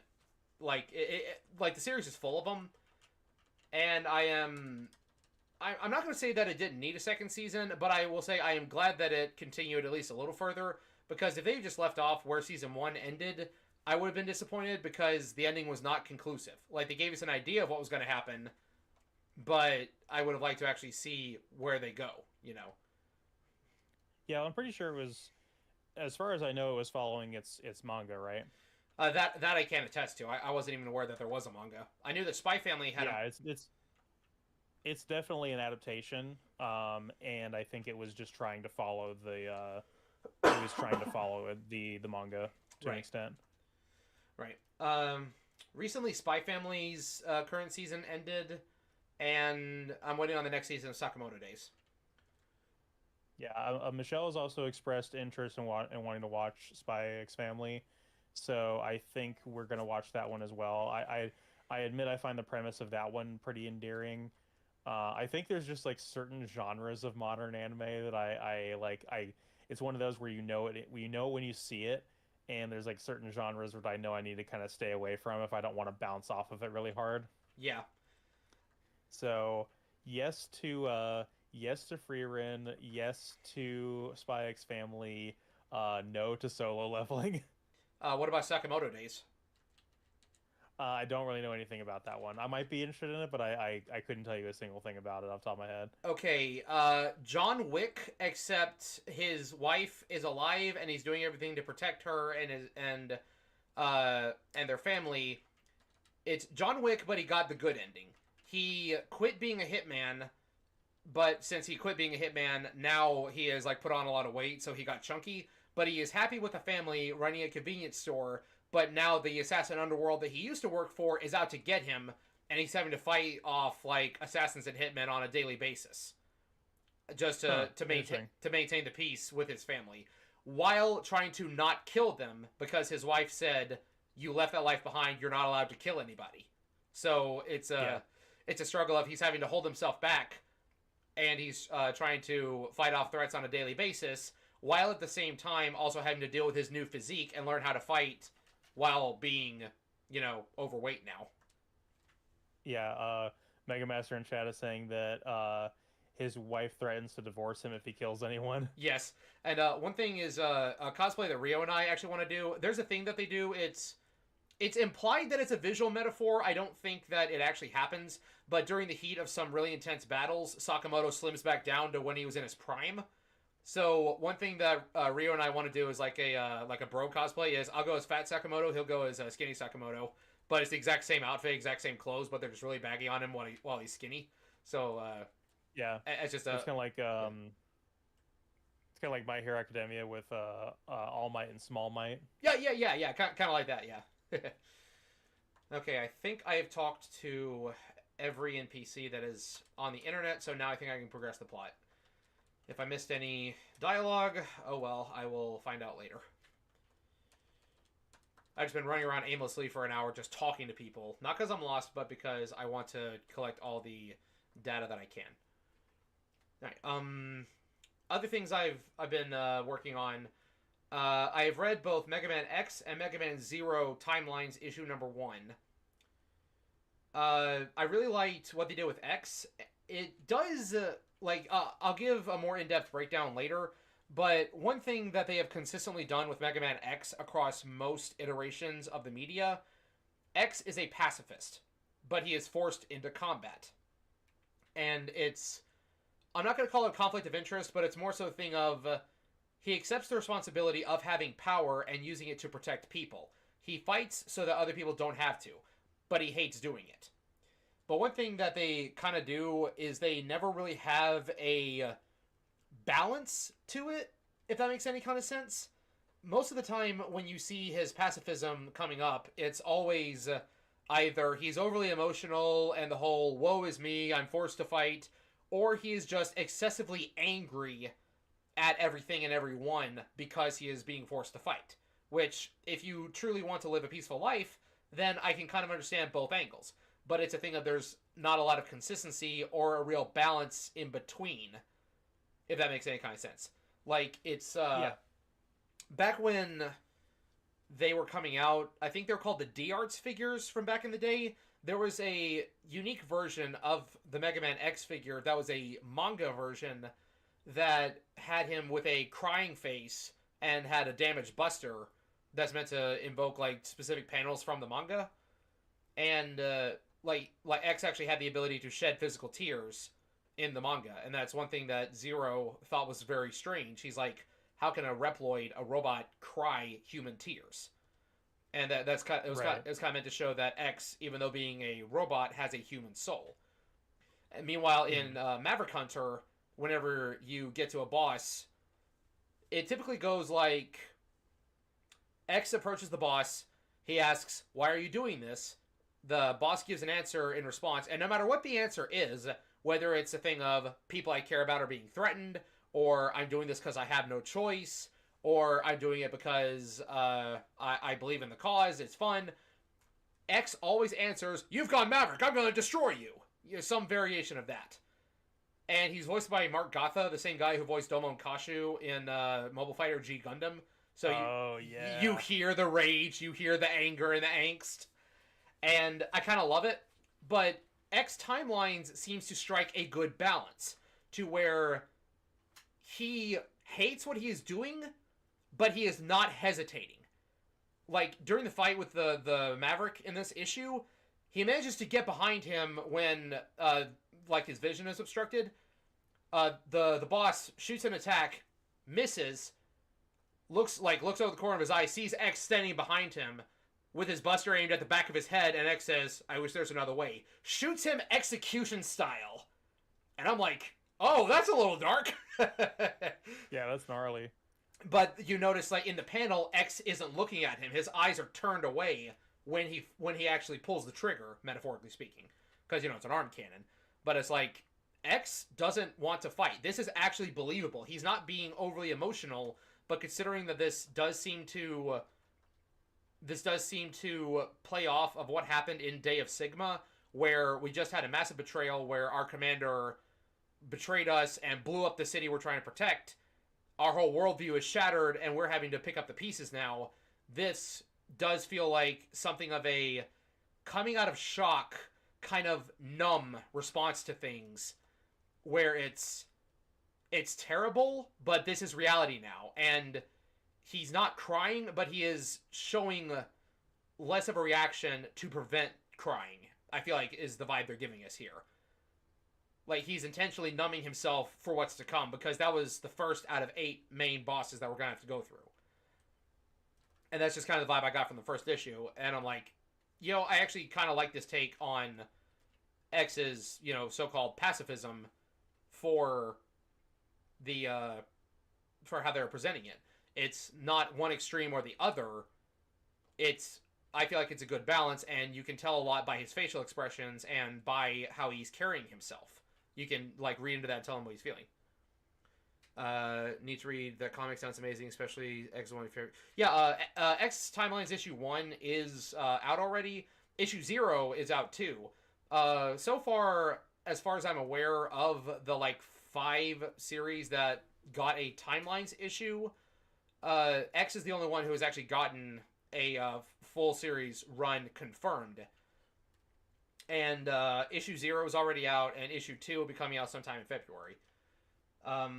Issue 1 was, of course, the first issue they released, but it does imply that the events of the intro stage have already happened. Little cool thing here, I found out recently that the cover for MegaMan Timeline, or MegaMan Legends Timelines, the variant that I really want to get is the one that's an homage to the Transformers, the movie poster, where you got all the main characters, like, shooting their guns skyward. They improved the cover since they announced it. Like, so the first variant of the cover that we saw just showed the 5 Mega Men just doing that. And then the second variant, or not the second variant, the final version that we actually ended up getting, it shows those 5, and then they also added in MegaMan.exe and Star Force Mega Man in the place of Wheelie and Rodimus on the poster, because they're off in vehicle mode off on the side. I think I may have accidentally just made things a lot harder for myself in this fight. So those comics are the ones you got off of is it like the Udon store, is that right? Yes. You can get them, you can get at least some covered variants from, like, brick and mortar comic stores, and I fully intend to do that with the next couple issues. The reason that I have taken so long is because the closest store is over an hour away from me, so I have to drive to get there.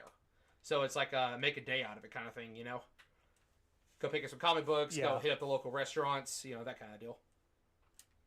Yeah, that Udon Comics site actually had Shantae stuff, right? A comic for Shantae as well, which I purchased within the last 6 months or whatever. But that one it's less of a story and more of just a fanzine, more or less, where it's full of a bunch of fan art, which is pretty cool. I think that, and I appreciate that more from, like, a love and reverence of the series kind of thing than, like, a fan service standpoint, because sometimes that series likes to play around with fan service, but I think they do it in a way that's at least mostly tasteful. It's a game about a belly dancing genie. What do you think it's going to be about? Right. But I mean, she's also kind of like, I don't know how old they expect you to think she is. So like it feels I always kind of interpret her as kind of childish. So it's a little bit weird to think of her in a fan servicey way sometimes. I I can understand I can understand that. But But there's other characters in the game though who pass because I actually think the uh, yeah, do fan service of Risky Boots of the villain. Like she's an adult. I mean, Um, does Shantae have a canonical age? I don't think. Oh, I don't know. I guess maybe I need to look it up. But uh, Me when I was there another piece of media that you needed to yeah go over? me when I found out that Alan B. Beardsley was only 17. Yeah, but yeah. Other ones that I had, I did want to talk about Fate Strange Fake just a little bit. I will say the experience so far, at least from the anime standpoint, it's given me a lot of Fate Stay Night vibes in that it knows how to have a laugh. While Fate Zero was very serious and it rarely blended the serious and the silly, Fate Stay Night, on the other hand, could do both in the same scene. Fate Zero, it had a clear separation of when to be silly, when to be serious. Most of the silly came from Iskandar, let's be real. But Strange Fake does seem to be striking a good balance between the both of them. And I think I have a new favorite anime priest. Or a contender for, like, in the rankings. Father Anderson from Helsing is always number one, but I have a new one to add to the list of ones that I really like. I can't remember his name off the top of my head because it always takes me a little bit to actually Yeah, memorize names. yeah. Unfortunately, I can't really say too much about it until I watch it. I should have watched it by now, but I've had a really busy week, so Yeah. All right. Nothing from a bookstore only carries paperbacks and not singular comics. Yeah, I'm kind of in the same boat. But did you read the light novel for can you Strange still hear me Fake? okay? Because my bit rate went through the floor. Yeah, I can hear you fine. I did hear there's like kind of a tinny kind of thing happened just a second ago, but I did hear I can hear you just fine. Okay, I think it's recovering. I think it yeah, there we go. It's recovering now, but my bit rate just like went through the floor because I opened a new tab. Yeah, yeah, that's Chrome for you. Safari in my case, but yeah, Oh yeah, I forgot Apple user. Yeah. it'd be like that. Um, what else did I have? I had Freerun. I have Mega Man. Oh, did you see that video I posted about that 2D pilot that for Mega Man Fully Charged that got found or got posted rather? I think I remember you mentioning it. Right. So, Fully Charged effectively, it's not a great series, but uh, one second. Interesting dialogue happened. Okay. So, it's not a fantastic series, but it definitely does have some good that not a lot of people will acknowledge from it, which I feel. I always feel that if something has good in it, you should acknowledge what the good is. You know, credit where credit's due. Sure. Yeah. But the fact that we got a 2D pilot for Fully Charged, I'm not going to say that it would have saved the series, especially if all of the dialogue and all the writing would have been more or less the same. But I will say that it would have had a better fighting chance because I remember back in the day seeing so many people saying that they weren't going to give Fully Charged a chance because it didn't look good. And while the 2D pilot doesn't look perfect, it definitely looks better than the 3D animation we got now. 2D pilot looks and feels a lot like Ben 10, whereas the 3D one looks and feels a lot like PJ Masks and Coco Melon. And I'm like the animation is honestly my biggest complaint with Fully Charged, and it would have been better if they had gone with 2D instead. Yeah. But I did a full video breaking that down, but there's really not much else to say because this version of Fully Charged doesn't really exist. It was a pitch pilot, and we don't really have much beyond that. I started... Yeah. Go ahead. there's definitely a lot of cases where people will judge a book by its cover when it comes to animated series, just based on the art style or the style of animation. Yeah. I've started rewatching the Mega Man Star Force anime again because I want to get a video of that done before the collection comes out. One major thing that I don't like about the anime versus the games is that it kind of gets the main character's character wrong. So one of the big central, like the core central thesis of the first Star Force game is coping with loss and learning to open yourself up to new people again. Yes, this is coming from a Mega Man game that came out in like 2007. So the main character's dad was an astronaut who was on a space station. One day, disaster struck, the space station exploded, and they don't know what happened to it, and they found its wreckage in the ocean. So the everyone assumed that the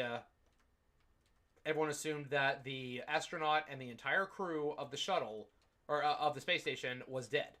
The main character, Geostellar, is like 11 years old, or maybe he's 12. He's in that age range, and his dad was on board the space station, and for the last 3 years, he has closed himself off to the entire world. He hasn't been going to school.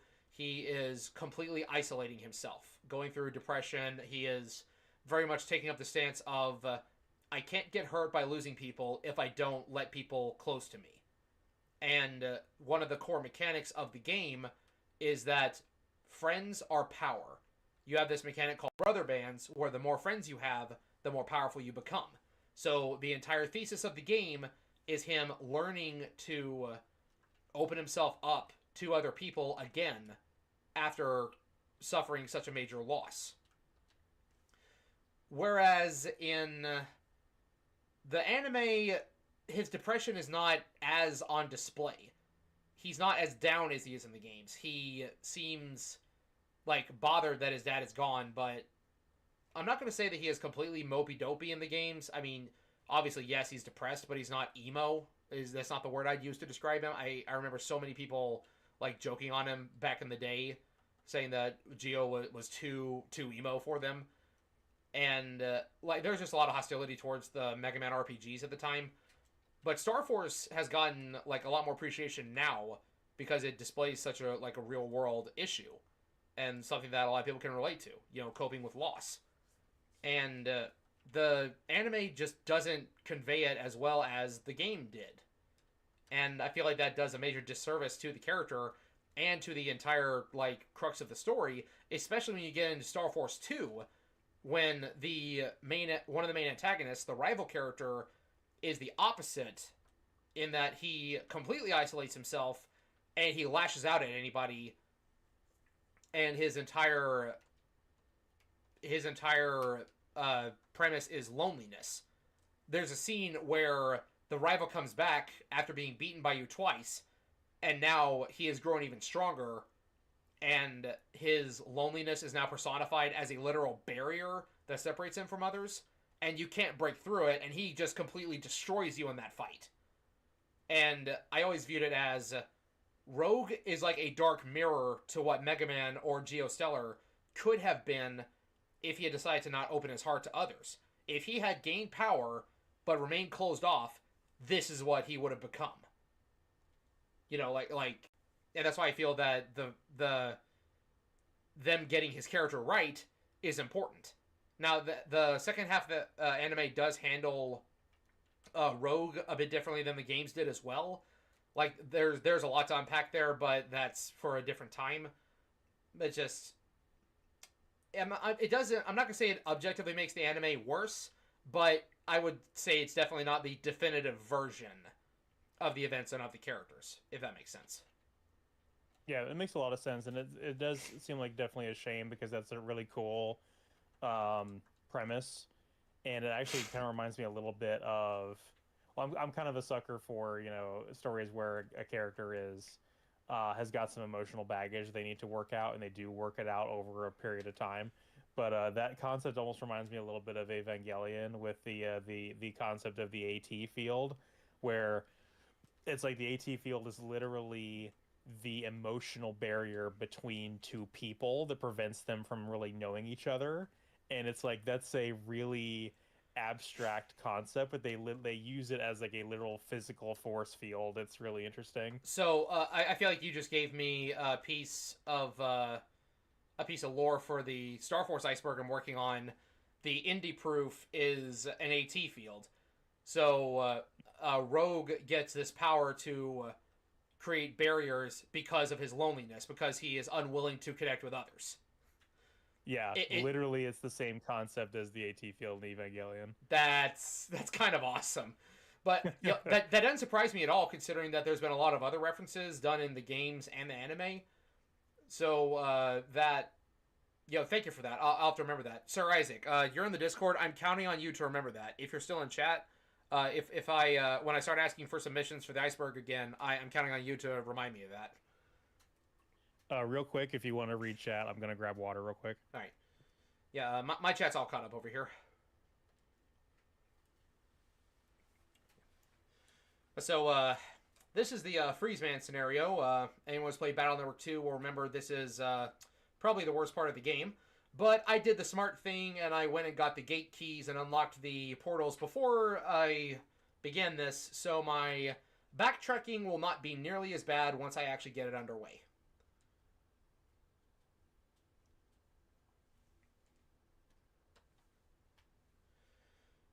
Very forgetful. Yeah. Well, thank you. Yeah, I'm sure I'll write myself a note after this, or I'll find some way to remember to mark it down.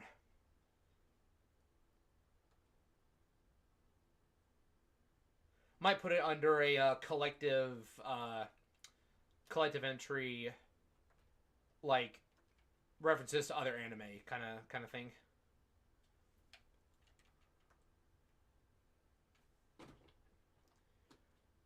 Take a sip of water real quick.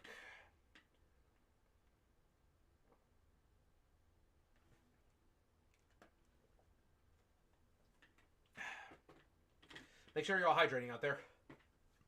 Especially you, Master Chief, because you just came home from a walk.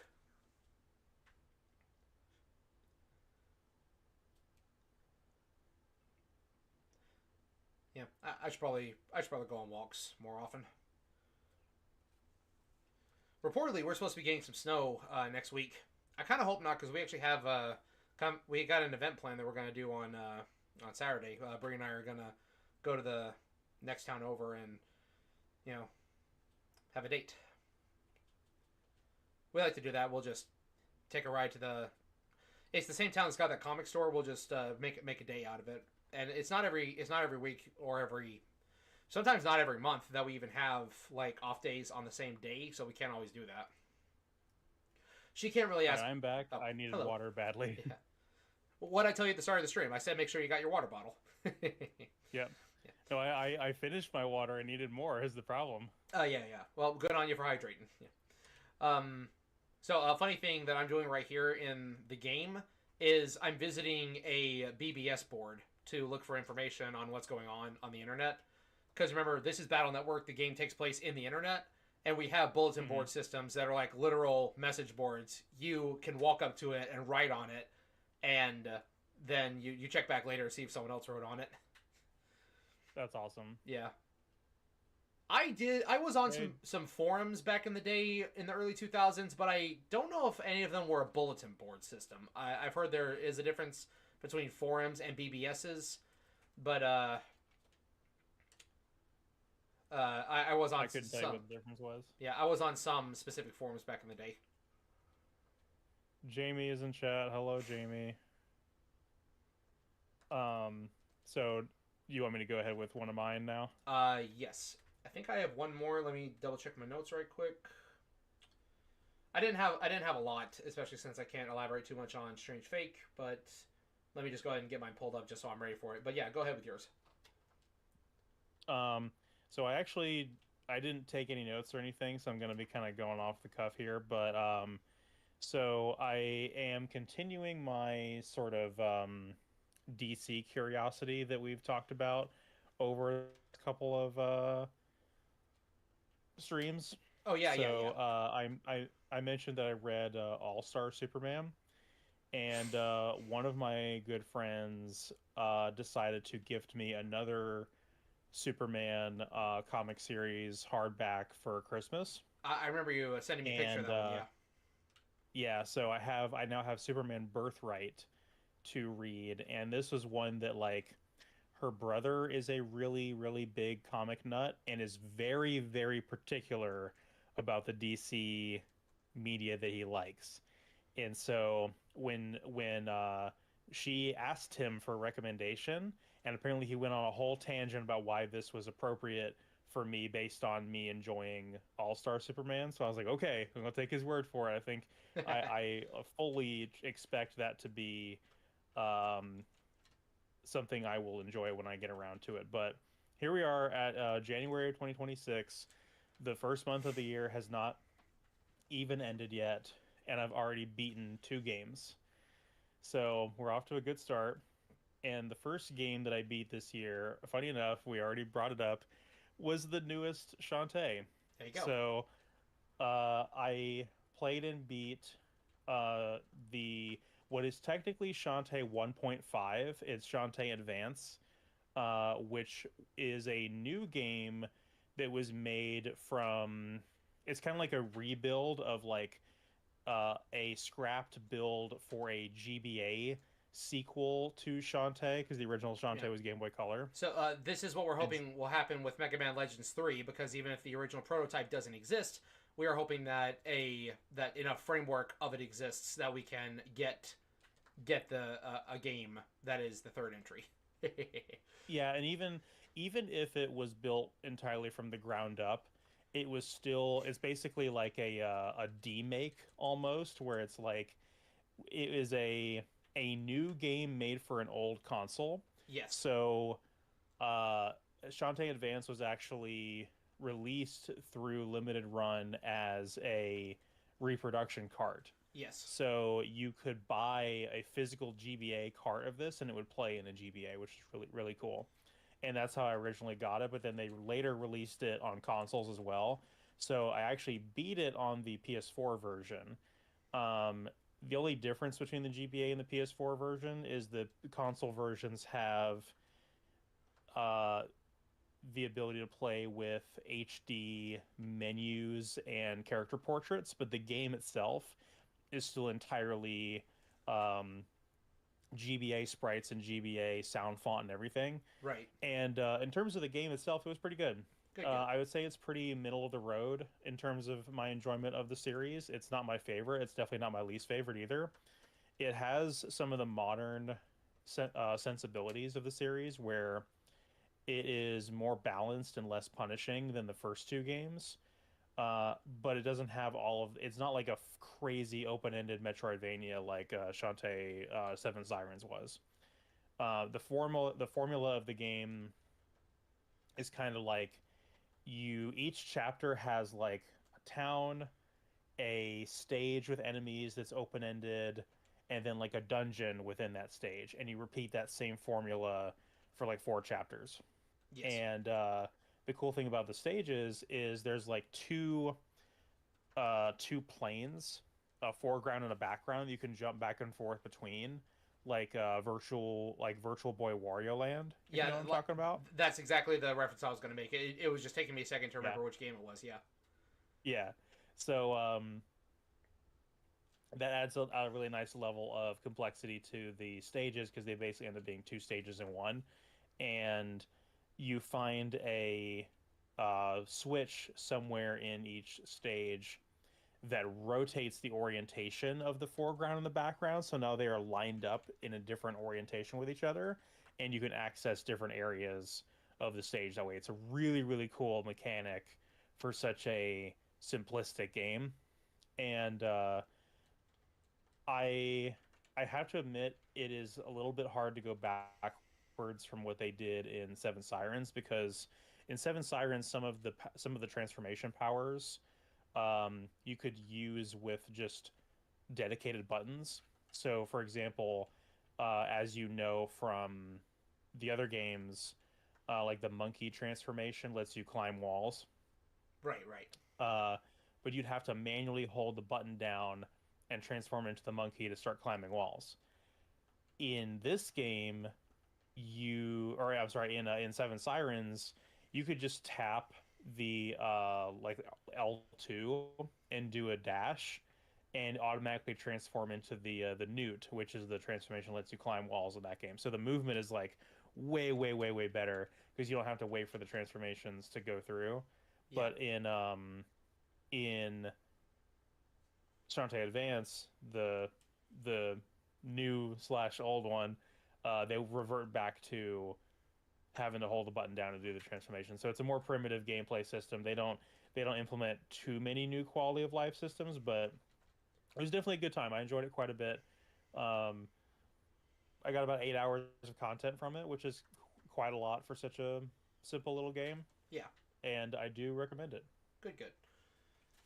And then Yes.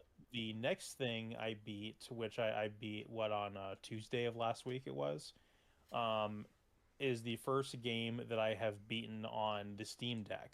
So since acquiring the Steam Deck for my birthday last year, I have had access to PC only games that I've already had in my Steam library for years, but I didn't have like a Windows PC or anything to play them on. I just had my Mac, and I don't want to dual boot Windows or Yeah. anything stupid like that on my machine. Yeah, that's why it took me so long So, to play. Took me so long to play War for Cybertron because I had it in my Steam library. Because I got it from Humble Bundle years ago, but I've never had a computer that could run it. So I've just been yeah, sitting, biding my time. Got Steam Deck, not compatible because it was delisted before Steam Deck even came out.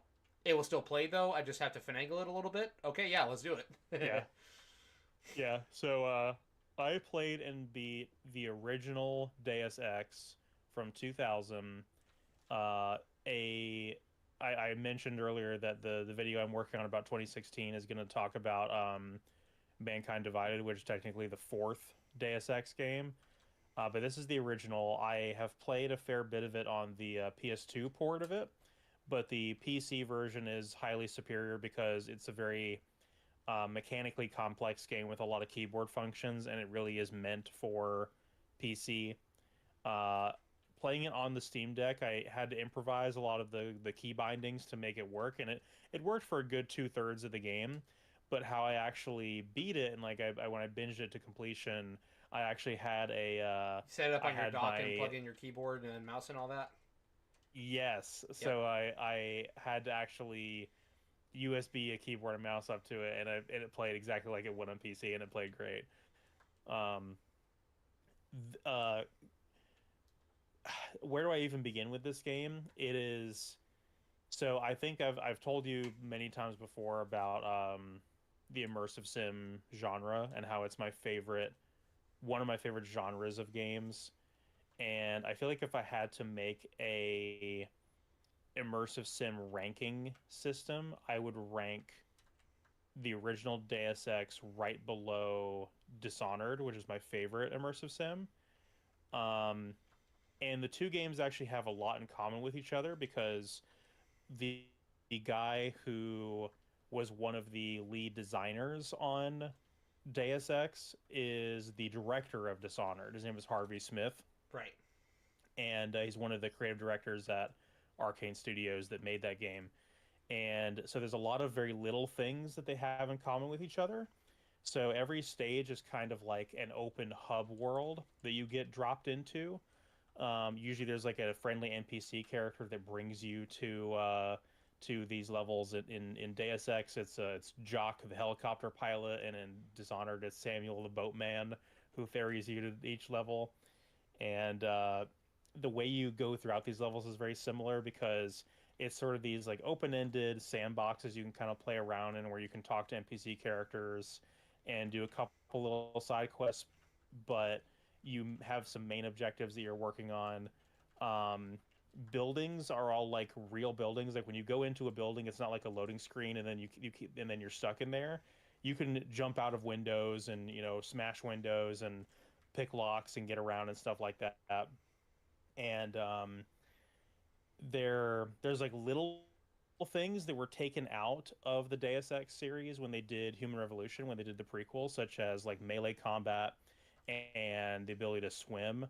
and those are things that the original Deus Ex has, but Dishonored also has. And so I know you're not a fan of stealth, as was made infamous in our Transformers Devastation video talking about Metal Gear Rising. Uh, Yeah. but the um, the stealth as a gameplay style in both of those games is also really well implemented because um, you are not strong enough to engage in combat with like every single enemy that you see because you have finite resources and the combat is just a little bit jank in Deus Ex. And so combat is more like puzzle solving where you're like how can I use my environment and the limited tools I have to best take advantage of these enemies? Um and so there will be moments of like okay, I'm going to like drop an explosive barrel from like 3 stories up on this building to kill the guys beneath me, or there'll be like 3 guys ahead of me who, if any of them see me, they'll kill me instantly. My only hope is to hit them before they hit me. So I'm going to like hit a wall and make a loud noise, and they'll come running looking for where the noise came from. And then I'll take out my like nanomachine sword and slap them all in the back with it until they die and hope I get away with it. And if I don't, I'll reload my save and try again. And those moments are really, really satisfying. And just the amount of tools they give you to solve problems, it just feels so satisfying when you get away with something stupid. Where, so if you see a locked door, uh, there could be like 5 different solutions to that locked door, right? You could find a key card to access it. You could pick the lock. You could find a vent to crawl through, or you can blow the door off the hinges with a rocket. you And already all those are perfectly valid ways of. Go ahead. you already know what my answer to this one is. Well, again, it's like it's valuing the finite resources. It's like what is worth more to me, the 5 lockpicks or the 1 rocket, and they're interchangeable in that regard because they're both for solving problems. But the rockets are also like the only thing that you have that can deal with uh like mechanized security drone enemies that appear, where they're basically invincible to any kind of damage except for the gap rockets. uh, And it's again, it's really satisfying when you just happen to have the right solution to those problems. Um, but yeah, and I think in terms of like the appeal of the immersive sim genre, um, that is what makes those games satisfying. That's what makes um, BioShock to a lesser extent, because BioShock is mostly just a straightforward shooter. But BioShock and Deus Ex and Thief and Dishonored and Prey, etc. That's the appeal of those games. Is um, can you solve a problem that you would solve in another game with a gun by stacking a bunch of boxes on top of each other and going over it? That's like the core design philosophy of immersive sims, and I think it's awesome. I just think it's funny. Like, you've did you ever watch the 2003 Clone Wars cartoon? Yeah. Okay, so you said you described the rocket launcher as a problem solver, and one way I've heard that one it's become a meme. The scene where they're on the elevator, General Grievous is running down the side of the building. That clone just wordlessly loads the rocket and shoots it, just shoots it at him while he's running down the side of the screen. Uh, Yeah. I've heard that scene described as loads problem solver, fires problem solver. I just Yeah. you said that rockets are a problem solver, so that just made me think of that. So that's why I'm laughing. There's some other line somewhere in there where it's like shoulder mounted, very expensive or something like that. And that is a the name of one of the trophies in the Star Wars Battlefront collection. Yeah. So it's a reference to that. Yeah, it would have to be.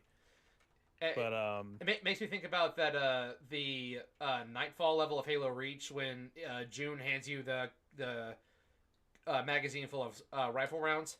Would take a head off an elite at 2,000 yards, and they ain't cheap. yeah. And I'm like, yeah, but bullets are expensive. Which is one thing. Like one of those things you don't Each think one about of when you're playing. these puppies is an Earth taxpayer. Yeah, one of those things that you just don't think about when you're playing shooter games, especially if you got the infinite ammo cheat turned on. It's like Heavy from Team Fortress 2 during the Meet the Heavy video. Uh, it costs $200,000 to fire this weapon for 12 seconds, or something like that. Yeah, yeah. That's exactly right. God, that was a special time of the internet when and I guess TF2 is still pretty popular, but man, TF2 memes and just like Valve memes in general were a different breed. Yeah, and yeah, Valve fans are a different breed. yeah, and the yeah, Team Fortress 2 is still relevant, still popular, like to this day, and I'm quite frankly amazed at like how it has managed to maintain relevance because it's rare for, I wouldn't call it a live service game, but it's like an online multiplayer game to maintain its relevance for that long, you know? Yeah, I think that the Valve first party games are just such a foundational pillar of Steam and therefore a foundational pillar of online PC gaming that they can't really go anywhere. Especially considering that Valve not only continues to support them, but also gives a lot of support in the hands of the community. So like private servers, like peer-to-peer servers, modded servers, um, Gary's Mod, and all the stuff that you can do in Gary's Mod, like all the fan created game modes and stuff like that. Like, there's definitely a reason why people keep coming back to the first party Valve games, even though they haven't made one in like a decade or more. Right. Um, Still it's funny, waiting me and on Michelle were Half-Life talking about this 3. the other day. Still waiting on Half-Life 3. Yeah, I think the last first party Valve game that was made was Portal 2, and that was 2011. So we're 15 years since a commercially released like first party Valve game. Unless you count Dota 2, but I don't really go there. Funny thing, Dota 2 is a sequel to a Warcraft 3 mod. Interesting. Oh, no, I'm sorry. Joey just corrected me. Half-Life Alyx, the VR game. Yeah. Uh, yeah, I don't really go there either. I'm not so if I had a VR setup, that would absolutely be at the top of my list. I would absolutely play that, but I don't have a VR setup. Um, but I've heard nothing but great things about that game, and of course, I'm a huge, massive Half-Life fan. As I stare at my big box copy of Half-Life 1 Game of the Year edition in the corner over there. And Well, actually, that's probably on. And talking about media consumption, that is probably on the agenda uh, of like content that or games that you're going to consume in the short term future. Because I do want to introduce her to the Half-Life series, but I'm not sure when we'll get around to that. If it's going to be like I play uh, Half-Life 1 with the Steam Deck hooked up to the TV, and then she plays Half-Life 2 on the Steam Deck hooked up to the TV, or how it's going to work. But I definitely just want her to play Half-Life 2 because it's one of my favorite games ever made, and it is an experience that everybody needs to have at least once. I plan to get around to playing them eventually, just because I have heard a lot of good things about them. Yeah. So, other than that, other than Deus Ex, I guess that's the only really super relevant thing. Yeah, because I already talked about my my projects, which are kind of directing the focus of the other media that I'm consuming. But the we have plans this week to go see the 25th anniversary theatrical screening of Lord of the Rings. That can't have been 25 years ago already. I could feel my bones decrepifying. Fellowship I think actually technically Fellowship might have been 2020 or 2002, but it's pretty close to the 25th anniversary. Um, but yeah, so Michelle's obviously a big fan of Lord of the Rings. A lot of the other friends that we're going to go see it with are also big fans of Lord of the Rings, but two of the people in our group going to see it have never seen it. Wow. Oh, and So they, this is the extended cut too. They in for a yeah. grand old time. So their first experience with this movie is going to be, or at least with Fellowship, is going to be a theatrical screening of extended edition, which just rocks. That's like so cool. Yeah. And I don't know when we're getting Two Towers and Return of the King, but presumably we will be getting those at some point this year. We'll just have to wait and see. And then the following Wednesday, the 28th, I have, or Michelle and I have tickets to go see a limited release screening of Blade Runner: The Final Cut. So I'm finally getting to see the movie with which the book I read last year is an adaptation of. Because again, I read Do Androids Dream of Electric Sheep last year, but I've still yet to actually watch Blade Runner, and I got a DVD of director's cut, but I have still not watched it. And this is final cut, which I'm not sure if you're familiar with the whole debacle there with the Blade Runner series, or it's not even well, I guess it is technically a series, but are you familiar with that whole thing? Not at all. So, Blade Runner was made by Ridley Scott, who is the guy that made Alien, Yes. and it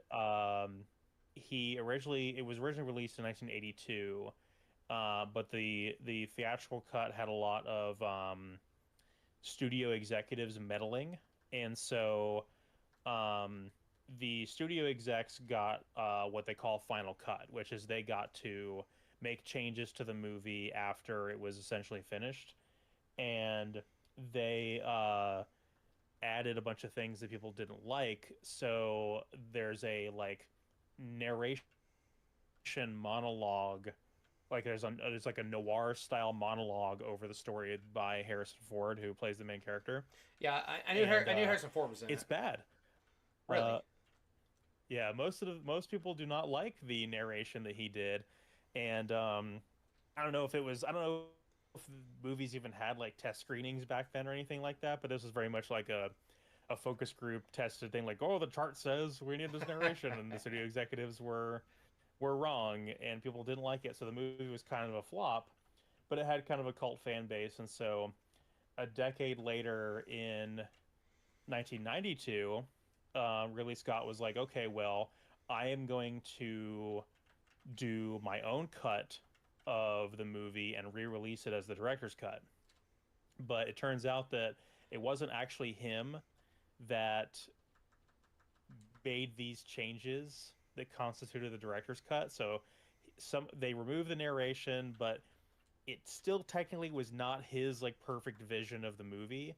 So then another decade later, in 2002, we finally get Blade Runner: The Final Cut, which is Ridley Scott's like perfect vision of the movie. It's supposedly everything that he wanted it to be. So that is the version we're going to go see. So Michelle's first experience with this movie and with this story is going to be supposedly the best version of the film.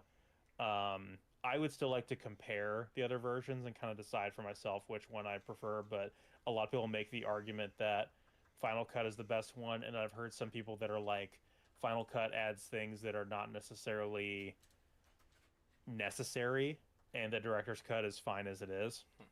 But either way, they're both better than the theatrical cut. So Well, good that you got options, and whichever version ends up being superior, I hope you enjoy it. Because I haven't seen any of them. yeah, I guess if um if you're at all curious about some of the like transhumanism stuff that we talked about with like Mega Man, I would definitely recommend Blade Runner, or at the very least the book, the Do Androids Dream of Electric Sheep, because that's kind of what that story is all about. Is about like humanity made uh, androids that were so lifelike that people couldn't tell the difference, and So this is not a story so much about what would it be like if robots had rights, but more so, or like were considered people and had rights. This is like the process of dehumanizing them and taking their rights away, and the inherent like tragedy within that. Right. So I suppose once we reach the end of this topic, that is a good way to segue into the last talking point that I had that we had talked about. But Yeah, but you're good to go ahead and do that now if you like. all right, let me catch up chat right quick. Sir Isaac said that while we've been talking, he decided to take a second to actually play Sonic 3 and Knuckles, and he didn't like it. He while we were talking, he decided to go ahead and give it a shot. Nah, he's not a fan. Um, Does not like the 2D Sonics. Mm-hmm. even the like second best one, the best one I have heard is Sonic CD. Master Chief Snake says there was a Half-Life game, or there was a game that was very close to Half-Life. It was called Sin, that apparently was released about 3 weeks before the original Half-Life came out. So that's a very interesting case study to where you got a game that is considered a clone of another one, but it actually beat the game to the punch. Kind of like Mega Man Legends. A lot of people say ripped off Ocarina of Time. It actually was released before Ocarina of Time. At least the PS1 version was. Mega Man 64 did come out later, though, so I can understand why people would get confused. But, so one topic that we kind of kicked around, and I feel that since Mega Man is coming back, like with the new comics and with the collections, and we're getting finally a new game, and since Battle Network and Star Force are very heavy into artificial intelligence, the question must be asked, with the advancements in AI technology as things are growing nowadays, I've seen a lot of Mega Man fans, like, because that's what my Twitter feed is mostly full of, and that's what my Discord server is full of. A lot of us are not happy with AI coming as far as it has. And, you look at the surface, and, like, a lot of people who enjoy a work of fantasy, a work of fiction, have occasionally thought to themselves, I wish their real life was like it is in my favorite piece of escapist fiction. So, why are we Mega Man fans not happy that AI and robots are becoming reality? And that's just, I can't speak for every person. I mean, obviously the biggest one is that it's the corporatization of it all. It's the thing of generative AI, and all these AI data centers are like destroying the environment. It's burning up so much electricity. It is polluting water. It's all corporate controlled. It's all about the money. That's obviously the biggest one. But it's also a thing of my angle to approach it from, because I personally am not an artist, so I can't be like personally offended or affected that, like, at the art theft angle of it. Like, any offense that I feel to it is vicarious because Bree is an artist. Although I would be upset if an AI algorithm ripped off one of my videos that I poured my heart and soul into. But my angle is that reality and fiction are not compatible. In the world of fiction, Dr. Thomas Light can create robots for the betterment of mankind, and oh wow, I could have just grabbed the 10,000 zenny I need from here. Whoops. Sorry, CJ, you're not watching my gameplay. I reached a wall where I needed to get some more money to progress the story, and I just found the exact amount that I needed just standing off to the side after I already collected it. Anyway. I love when that happens. Yeah. But, so, in fiction, Dr. Thomas Light creates robots and advances humanity, makes things a better place for everyone through his, miraculous scientific breakthroughs. And everyone is happy, or yeah, that's what the image looks to be. There's peace until there's not. That's the fictionalized version. In reality, what happens is scientist makes a breakthrough. The scientist's project is then bought up by the government or corporation, usually in a hostile takeover, and then any rights that they have are forcibly stripped or waived, and they are not allowed to use the advancement in the way they want to. It becomes commodified by corporations and the government, and it gets price jacked through the ceiling, and then it just becomes to where it's all like government controlled, corporation controlled. It's all because money and because greed, and the only people who benefit from it are the people who weren't the original like people who were supposed to benefit from it. And like that's not just with robotics. That goes with just about anything. Like, call me a conspiracy nut. I 100% believe that the cure to at least one type of cancer, and I mean cure to eradicate it, has been found, but the real cure has been buried because there's more money in treatment. I 100% believe that has happened. Again, call me a conspiracy nut, but if it's going to happen with that, it's going to happen with pretty much anything. So that's my take on why, like, Mega Man fans, despite loving our boy robot and our AI companion friends in the Battle Network games, it's because reality would not be the same. Like, in Battle Network, your Navi, your AI friend, belongs to you, works for you, is your friend. Whereas, in reality, they would belong to whatever the current biggest corporation is. They would still belong to whoever. They would show you an ad for something you don't want. They would give you incorrect information. They would be spying on you and selling your data to people who have ill intent. And the list goes on and on. It's just a thing of fiction and reality aren't compatible here. That's just my spill on things. Yeah, are you okay if I respond? Yeah, go ahead. Because I have a huge rant to go on about this. Because when you asked me that, when you brought this up the other day, I was like, this is really going to get my brain going, especially because like dystopian sci-fi and stuff that deals in this is something I have a lot of interest in, and especially like the piece of media that we've already talked about tonight have a lot of these themes in here. But really quick before I forget, because I totally forgot to bring it up earlier, Michelle did the legwork for us and confirmed that that Shantae is an adult. So apparently one of the Boson brothers went on record to say that she's an adult in all the games. So check that off. Take that pin off my board. Right, the next one I want to respond to the Sin comment. The game Sin. Yes. So Sin doesn't have that much in common with Half-Life, aside from the fact that it is a story-driven first-person shooter with NPCs that kind of do dynamic things in the game world, and it's similar in some really superficial ways, but it innovated in similar ways that Half-Life did just before Half-Life did, and Half-Life smothered this game in the crib. Like any first-person shooter that was trying to do anything similar to what Half-Life was doing around that time got buried by that game, because that game was selling gangbusters.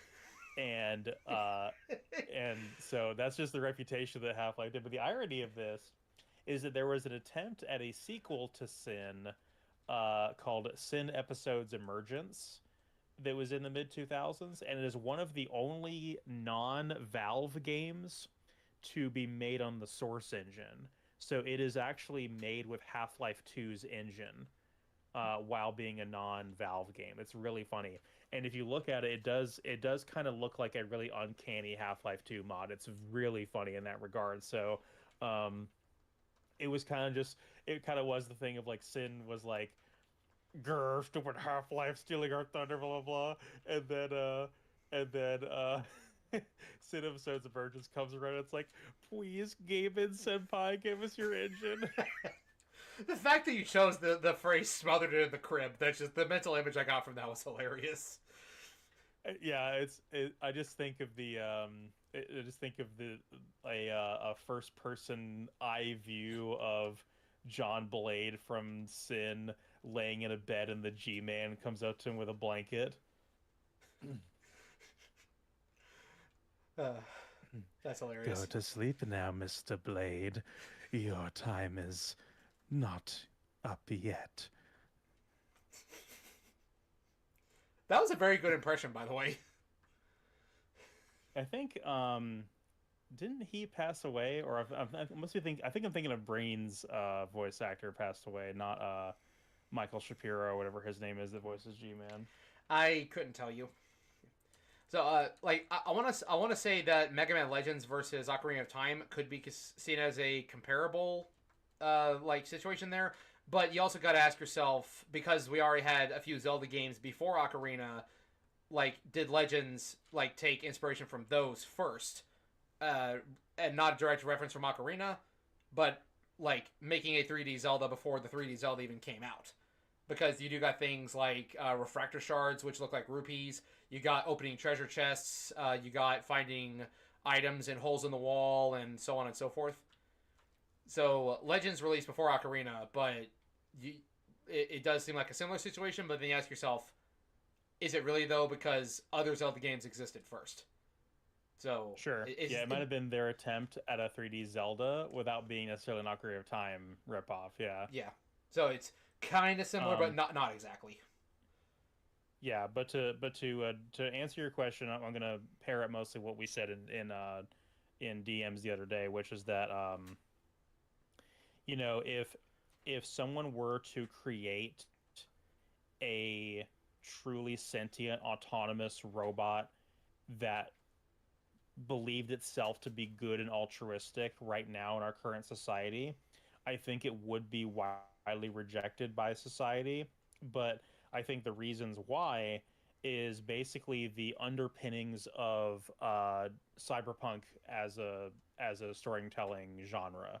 Like the whole idea of dystopian sci-fi is what if technology gets better, but it doesn't actually solve any of the problems with society, and society's problems continue to get worse because this technology is used to serve the existing power structures, right? Right. So, um, in there's a lot of stories that deal with this, and actually we've mentioned several of them right now. So Deus Ex is a fantastic example of how this is done. So in I can summarize the moral and ethical debate better in Human Revolution than I can about in the original game, because the original game is fucking wild with some of the stuff it goes into, but I will talk about it a little bit. So Human Revolution has the central like thesis of its like moral and ethical debate is around this augmentation technology, which is basically cybernetic enhancements like replacement limb prosthetics, and it's everything down to like replacement limbs to replacement eyes and replacement organs, and then and the companies that make these are these like massive billion-dollar um, tech companies, but it's this weird thing of now you have the tech industry and the pharmaceutical industries merging in a really gross way. And so their argument for their capitalistic approach is like, well, think about all of the good this does for humanity. The disabled can walk again, the blind can see, the deaf can hear. People that have permanent disabilities from injuries, war veterans, etc., can get their lives back. And I know personally from some people I know in my life that have disabilities that they would, love the opportunity uh, to have that chance at no longer being disabled, right? If they could be rehabilitated. But the opposing side of that ethical debate is there are a bunch of activists who are basically saying that, and the game kind of fumbles their metaphor a little bit with this, but I'm gonna present it in a more charitable light than the game does. So the opposition to this point is, okay, well, sure, you can replace somebody's legs, make them walk again, etc. But when the companies that are offering this technology are still doing so in the interest of corporate capitalism, you still have to wonder, you are still at the behest of corporations for your access to this technology. Your access to it is going to go disproportionately more towards the wealthy and the people with the means to get it. And then there's things like codependency on medication to manage withdrawal symptoms and things like that, where they have financial incentives to keep people codependent on these prescriptions for these medications. And then there's the thing of some of the augmentations that these technology companies are making are for human exploitation. So if you are a country with a dubious track record of human rights laws and labor laws, you might be inclined to demand that all of your factory workers and construction workers and mine workers forcibly get their bodies augmented to be more productive. You know, replace their limbs with power tools and have brain augs installed so they'll be able to work longer, harder hours, things like that. And then there's like literally making like super soldiers with these things where like the opening of the game shows the technology company that you work for is making like an experimental personal defense platform that launches explosives out in a 360-degree ring, and the main character is like he's like, yeah, I bet I love a school teacher. I bet a school teacher would love to have one of those. And it's like he's got a point. Like it's kind of like, okay, what are the ethics behind some corporation making super soldiers with their supposedly life-saving technology, you know? And so to kind of come back to the real world examples here, it's like what I mentioned to you in chat the other day was like if specifically somebody like Elon Musk or Sam Altman walks out on stage and is like, "Here's Mega Man. I made him. He's real. He's sentient. He's autonomous, and he has human rights." Everybody would be like, "Get that fucking thing out of here right now," because uh, that is the product of excessive greed and excessive waste. Because I actually think to kind of not to like rebuttal too much of what you said or to sound argumentative, but I think the idea of um, scientific breakthroughs getting commodified, like that does happen. But what's happened specifically with the AI stuff and with a lot of the waste that we're seeing with a lot of these billionaires is it's not so much the thing of like, you know, Elon Musk doesn't go up to the SpaceX guys and be like, "Hey, I know you made like a really cool design for a rocket. Now I want to buy it so I can go to Mars." He goes to these engineers and he's like, "I want to go to Mars because I think I'm the most important person on the planet and I have a savior complex, so I think I'm gonna save mankind by colonizing Mars. So make a rocket for me that will do that." And he'll throw money at that project on a mass scale because he's full of himself. And it's the same thing with you know, Sam Altman and the AI stuff where it's like the there's so much myth making around what this AI technology can do when it doesn't really solve any of society's problems and it doesn't do half the things that they say it does. It's all being marketed on the promise of what it will do in the future. So they're like, "Oh, you have to buy in now because it will be better in the future," and it's all just, you know, a scam. But like you were saying, like the environmental impact and the amount of like waste, like I said,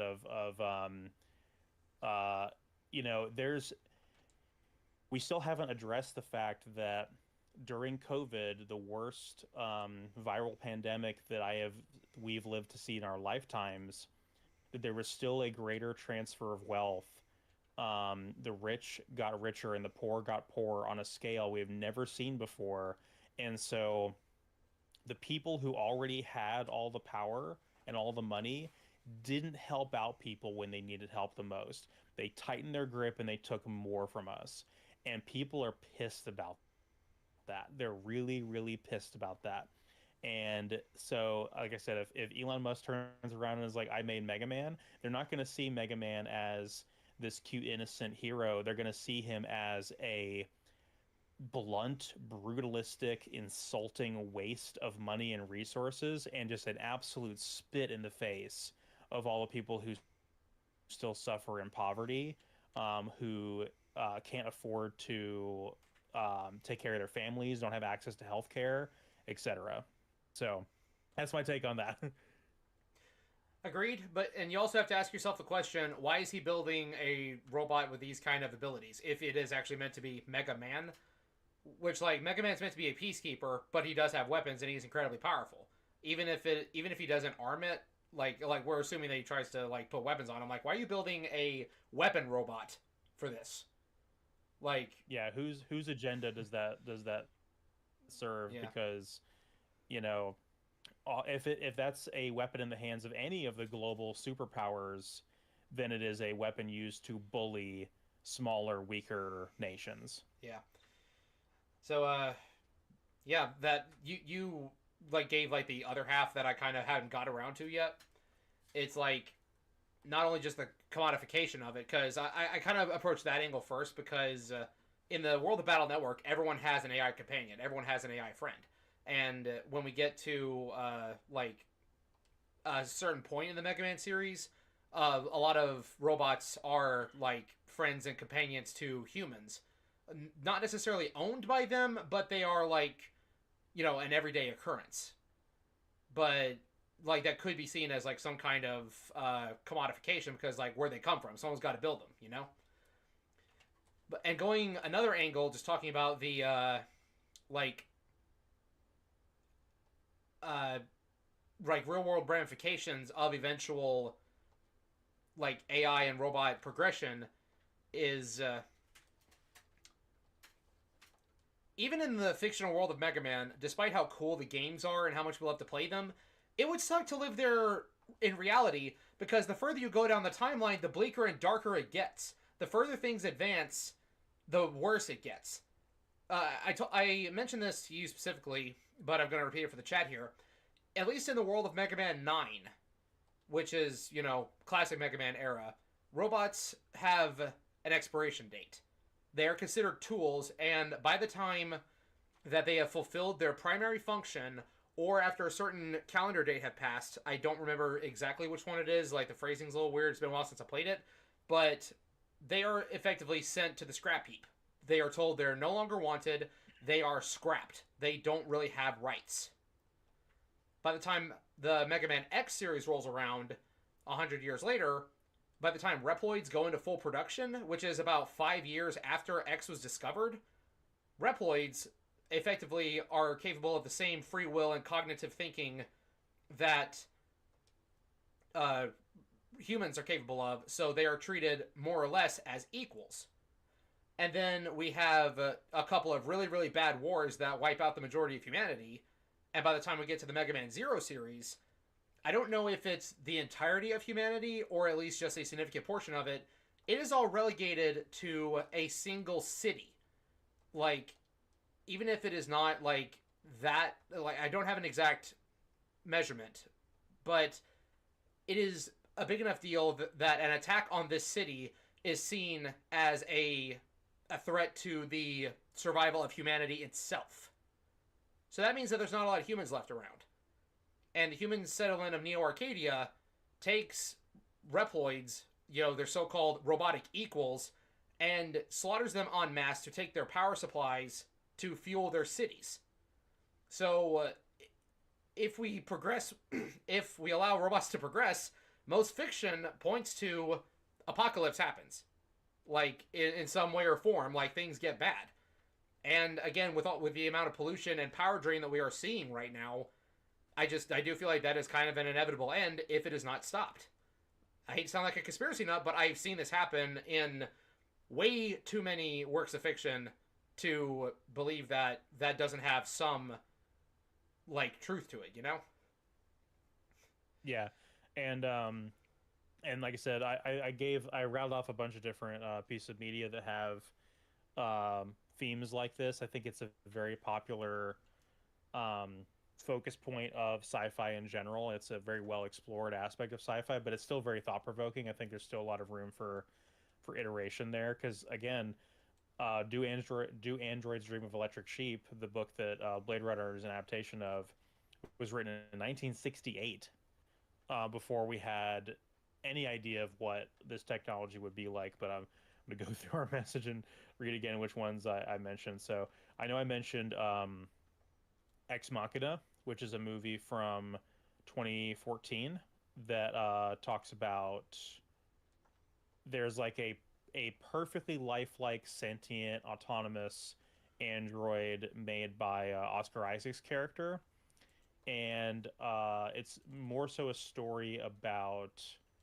again, the dehumanization of something that is functionally human in every way, and what people will justify doing to a living creature that they don't consider to be human, like the, again, like the tragedy of dehumanization. But also it's also kind of about a commentary on the objectification of women, because the robot has a female appearance, so Right. it has some interesting um sociocultural commentary in that regard, but it is functionally a movie about that. um let's see what else. Ghost in the Shell obviously is a big one, where Ghost in the Shell is all about, if you have something that is mechanically not alive, but it is it thinks and feels like a human does, and it looks like a human. Um, what is the distinction between it and a human? Is it some abstract concept like a soul, and how do you quantify a soul? And those are the questions that Ghost in the Shell essentially raises.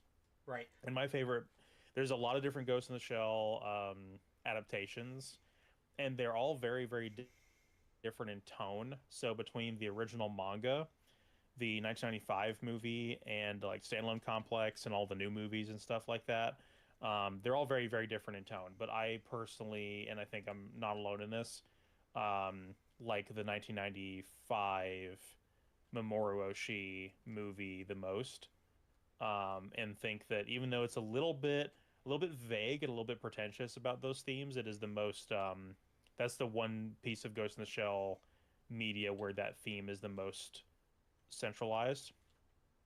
Um, and let's see what else I talk about. You, Obviously, like you, The Matrix, you forgot where the um, other live action Ghost in the Shell version, Steven Spielberg's AI.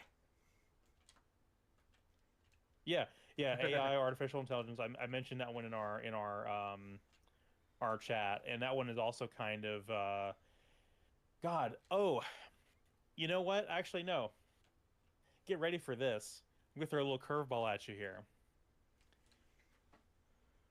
So AI, artificial intelligence, is more a movie. It is more a Pinocchio movie than anything else. Well, yeah, like they weren't subtle at all with the connections to the storybook and the Blue Fairy and all that. They weren't subtle at all. Like Yeah, it, it's like it's a but it specifically references like the religious allegory of Pinocchio as well. Like it is very on the nose in that regard. But let me see here. What else did I mention? Oh, like so a Marathon, the shooter series that predates Halo. yep. The idea of like the AI rampancy that we see in like Halo 4 is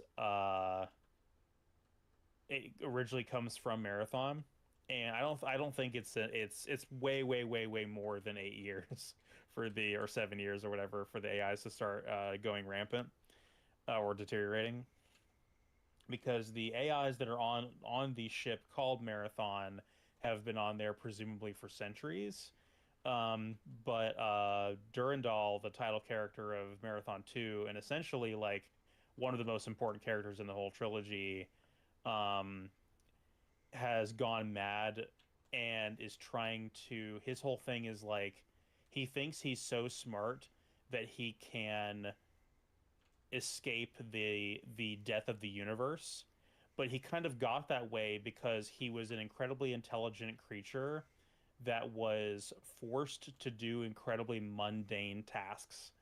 So his function upon the marathon ship was to basically like open doors and grant people access to different systems and stuff like that. So he essentially lost his mind out of boredom because he was a incredibly smart being being forced into an incredibly narrow constraint.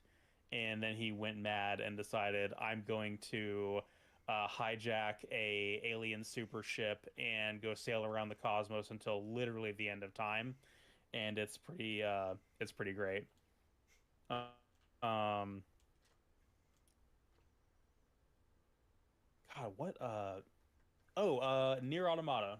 So I talked about Near Automata a little bit when we did our interview for the T of Devastation video because it's a Platinum Games game. Yeah, it's another Um, character action hack and slash game that is tangentially related.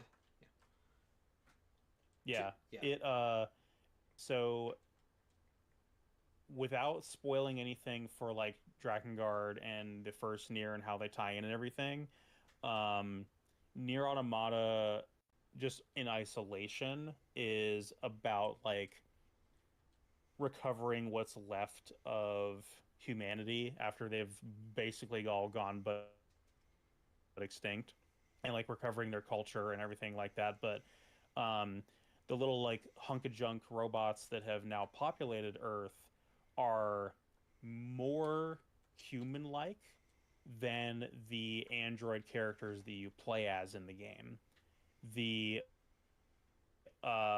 robots have, even though they're like goofy looking robots with big round heads and they don't speak or anything, they have culture, they have art, they have relationships.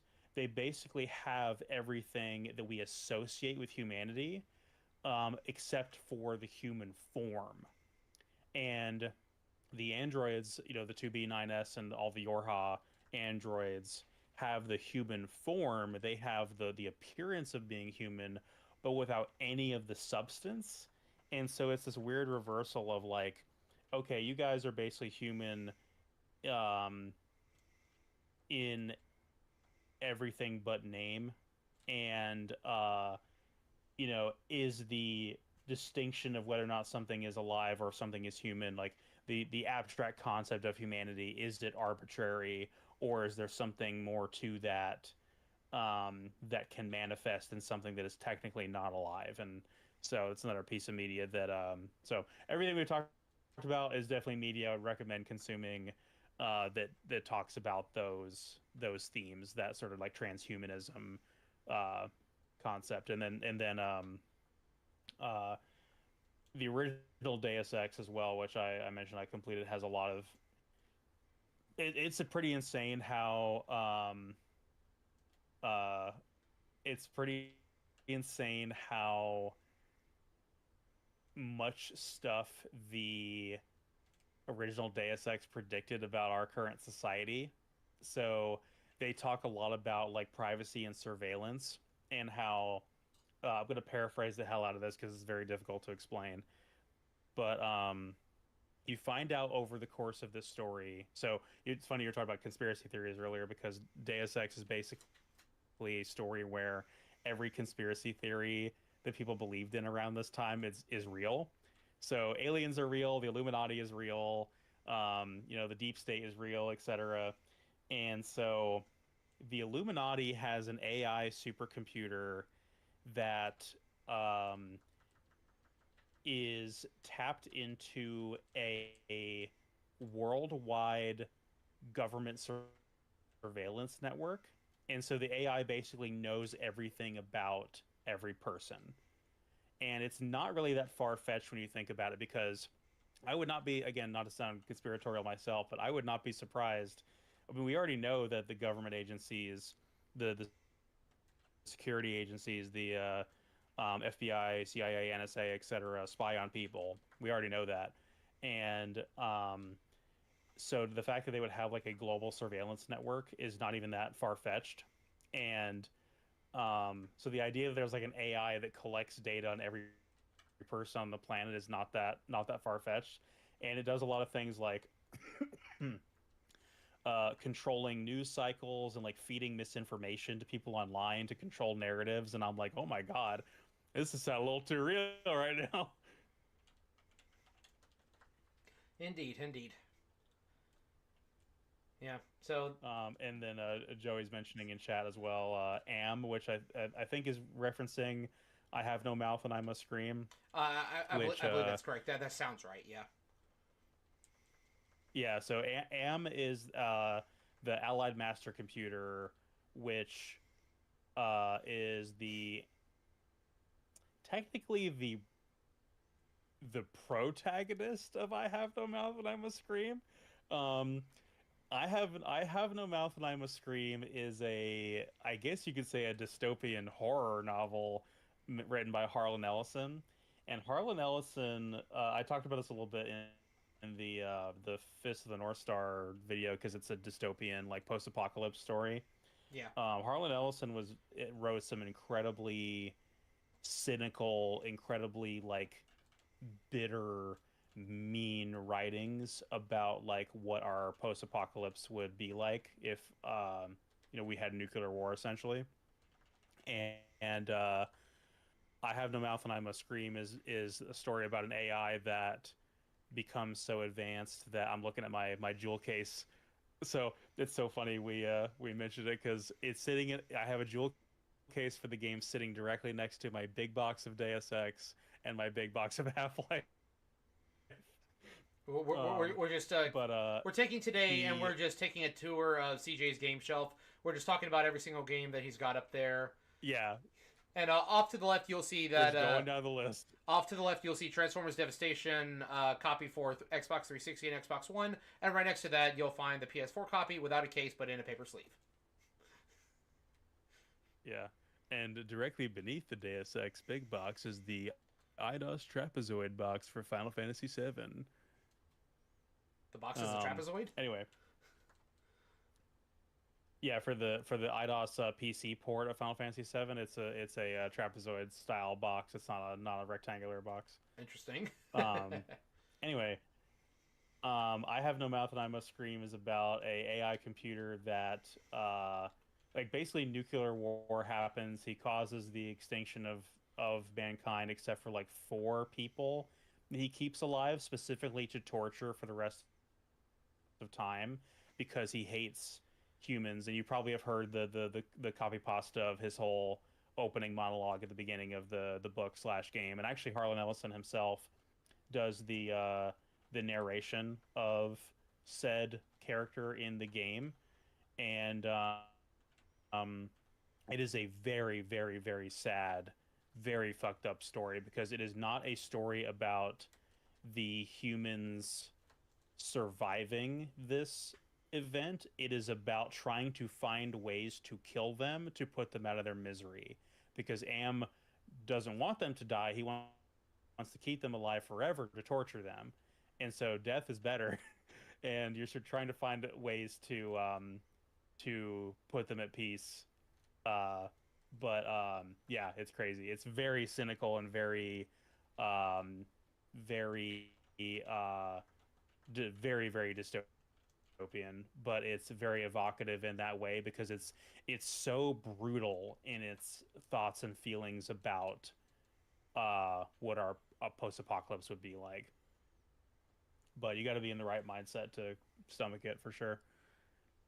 Kind of reminds me of like a specific scene from The Fifth Element. Oh, what's her name? The redhead girl, red-haired girl. She is the Fifth Element herself. What's the name? Oh yeah, I know who you're talking about. There's that scene toward the end of the movie where she is catching up on reading or watching like all of human history, and then right at the end of the movie, she gets to the part about warfare and just sees all the atrocities humanity's committed, and she just breaks down and cries because she's like, humans are capable of this.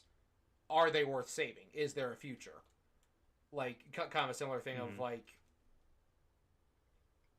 something that is not exactly human looks at what humans have done and just grows like, oh, what's the word for it? Not bitter, but like Very disillusioned. yes, disillusion. That's exactly what I was gonna say.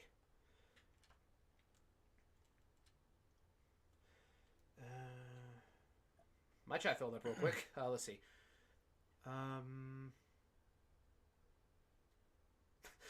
Master Chief Snake has been talking about Polygon, like the gaming website. Apparently, they're not very good at Doom 2016. They're almost as bad as Darkside Phil in terms of gaming. Yeah. Anime adaptation Sin movie, or of the Sin game, it was just called Sin the movie. Uh, Mm-hmm. heard the Deus Ex is better than Cyberpunk 2077. Cyberpunk is basically Deus Ex meets Grand Theft Auto. They're both Cyberpunk first-person shooters. Uh, yeah, and Okay, Sir Isaac's I'll back in respond to that chat. real Yeah. quick. It so I wouldn't necessarily say that Deus Ex is better than Cyberpunk. It's kind of a personal preference thing because some people are going to prefer the amount of I guess I would say post patch Cyberpunk because Yeah, the yeah. Let's launch phrase version it of that way. Cyberpunk was Yeah. terrible, but post patch Cyberpunk 2077 I've heard is actually really great, and I have a friend who is a really hardcore CD Projekt Red fan and really hardcore fan of The Witcher. He's read all the books, played the games even before the games were like mainstream and everything. He's just a big fan of CD Projekt Red, and he likes Cyberpunk, but he also likes Deus Ex because it's just kind of a different flavor of Cyberpunk. Um, has some different themes going on with the story, and I also think that I personally think that the Deus Ex prequel games, Human Revolution and Mankind Divided, have a more appealing art style than Cyberpunk 2077. Um, the Cyberpunk art style is to me almost a little bit too realistic, whereas there's something very fantastical about the Deus Ex prequels and their art style, but it's just a personal preference thing. Right. Right. Well, I that's will say that I don't think Cyberpunk is for me because I may try to play The Witcher one day, but I don't think the CD Projekt Red games are necessarily for me.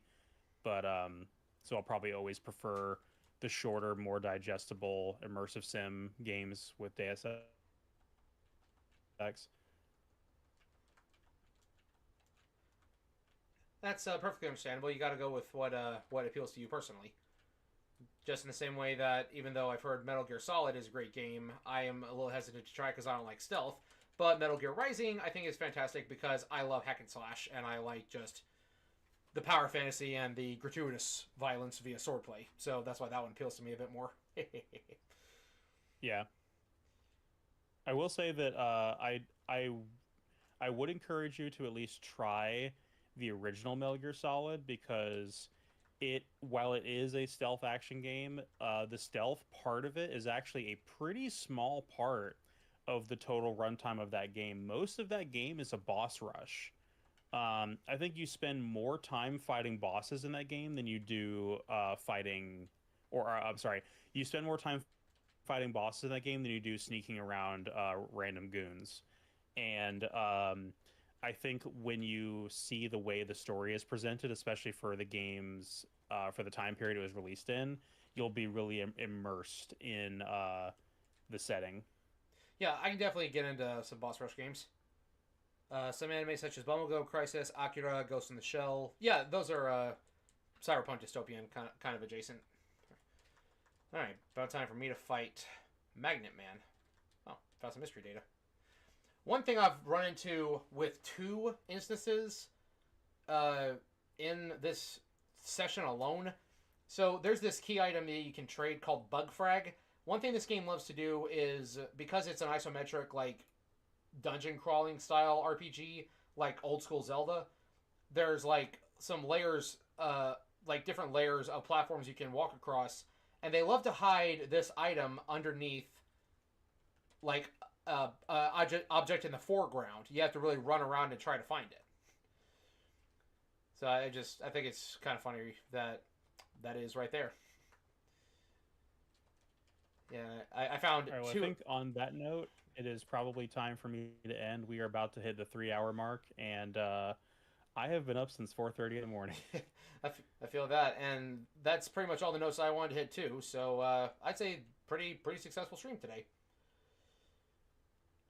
Well, Yeah, hopefully by next time. God, I don't even know what I will have done by next time. uh, uh, I'm playing some other games. I'm playing some stuff casually right now. Like me and Michelle are going through the DLC of Tales of Arise, which was of course my favorite game that I played in 2024, and we're finally playing the expansion. yeah, I started Far Cry 5, which is okay so far. So we'll see what we got for next time. Yeah, and you can catch up on Fate Strange Fake. We can go back to the roots of where our friendship started. Talking about Type Moon. Yeah, I would definitely love to. I definitely need to watch that now that it's because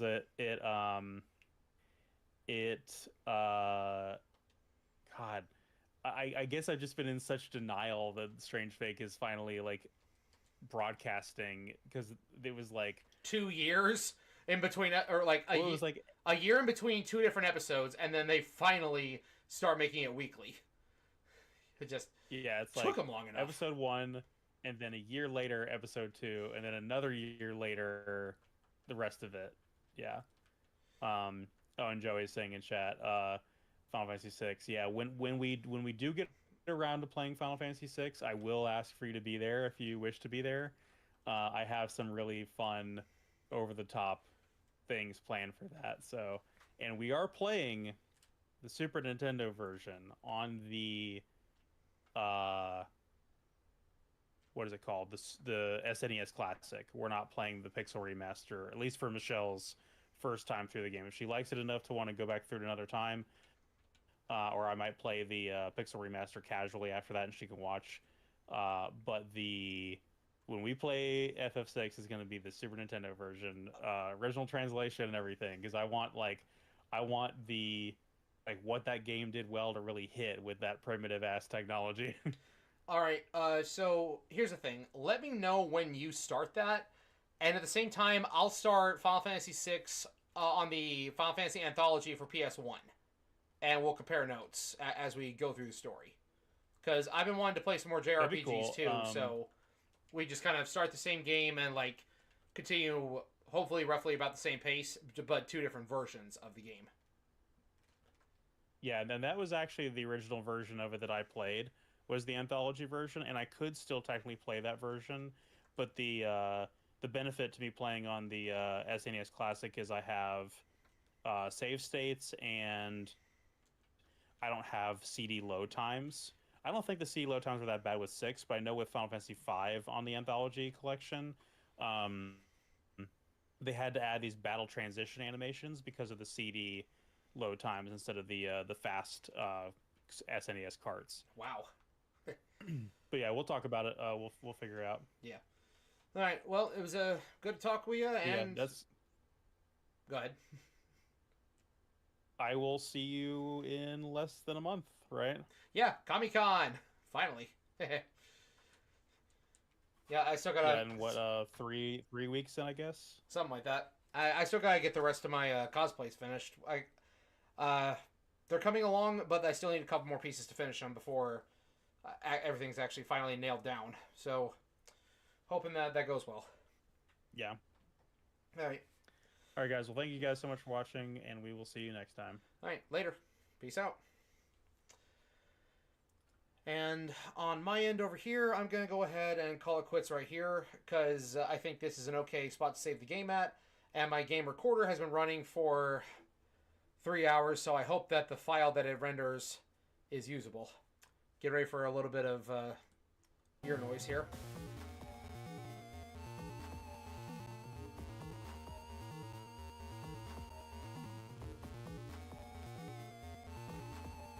And okay.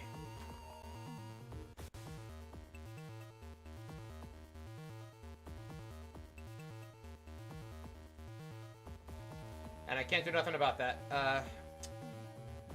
Boop. There we go. I hope that turned off the noise to the stream.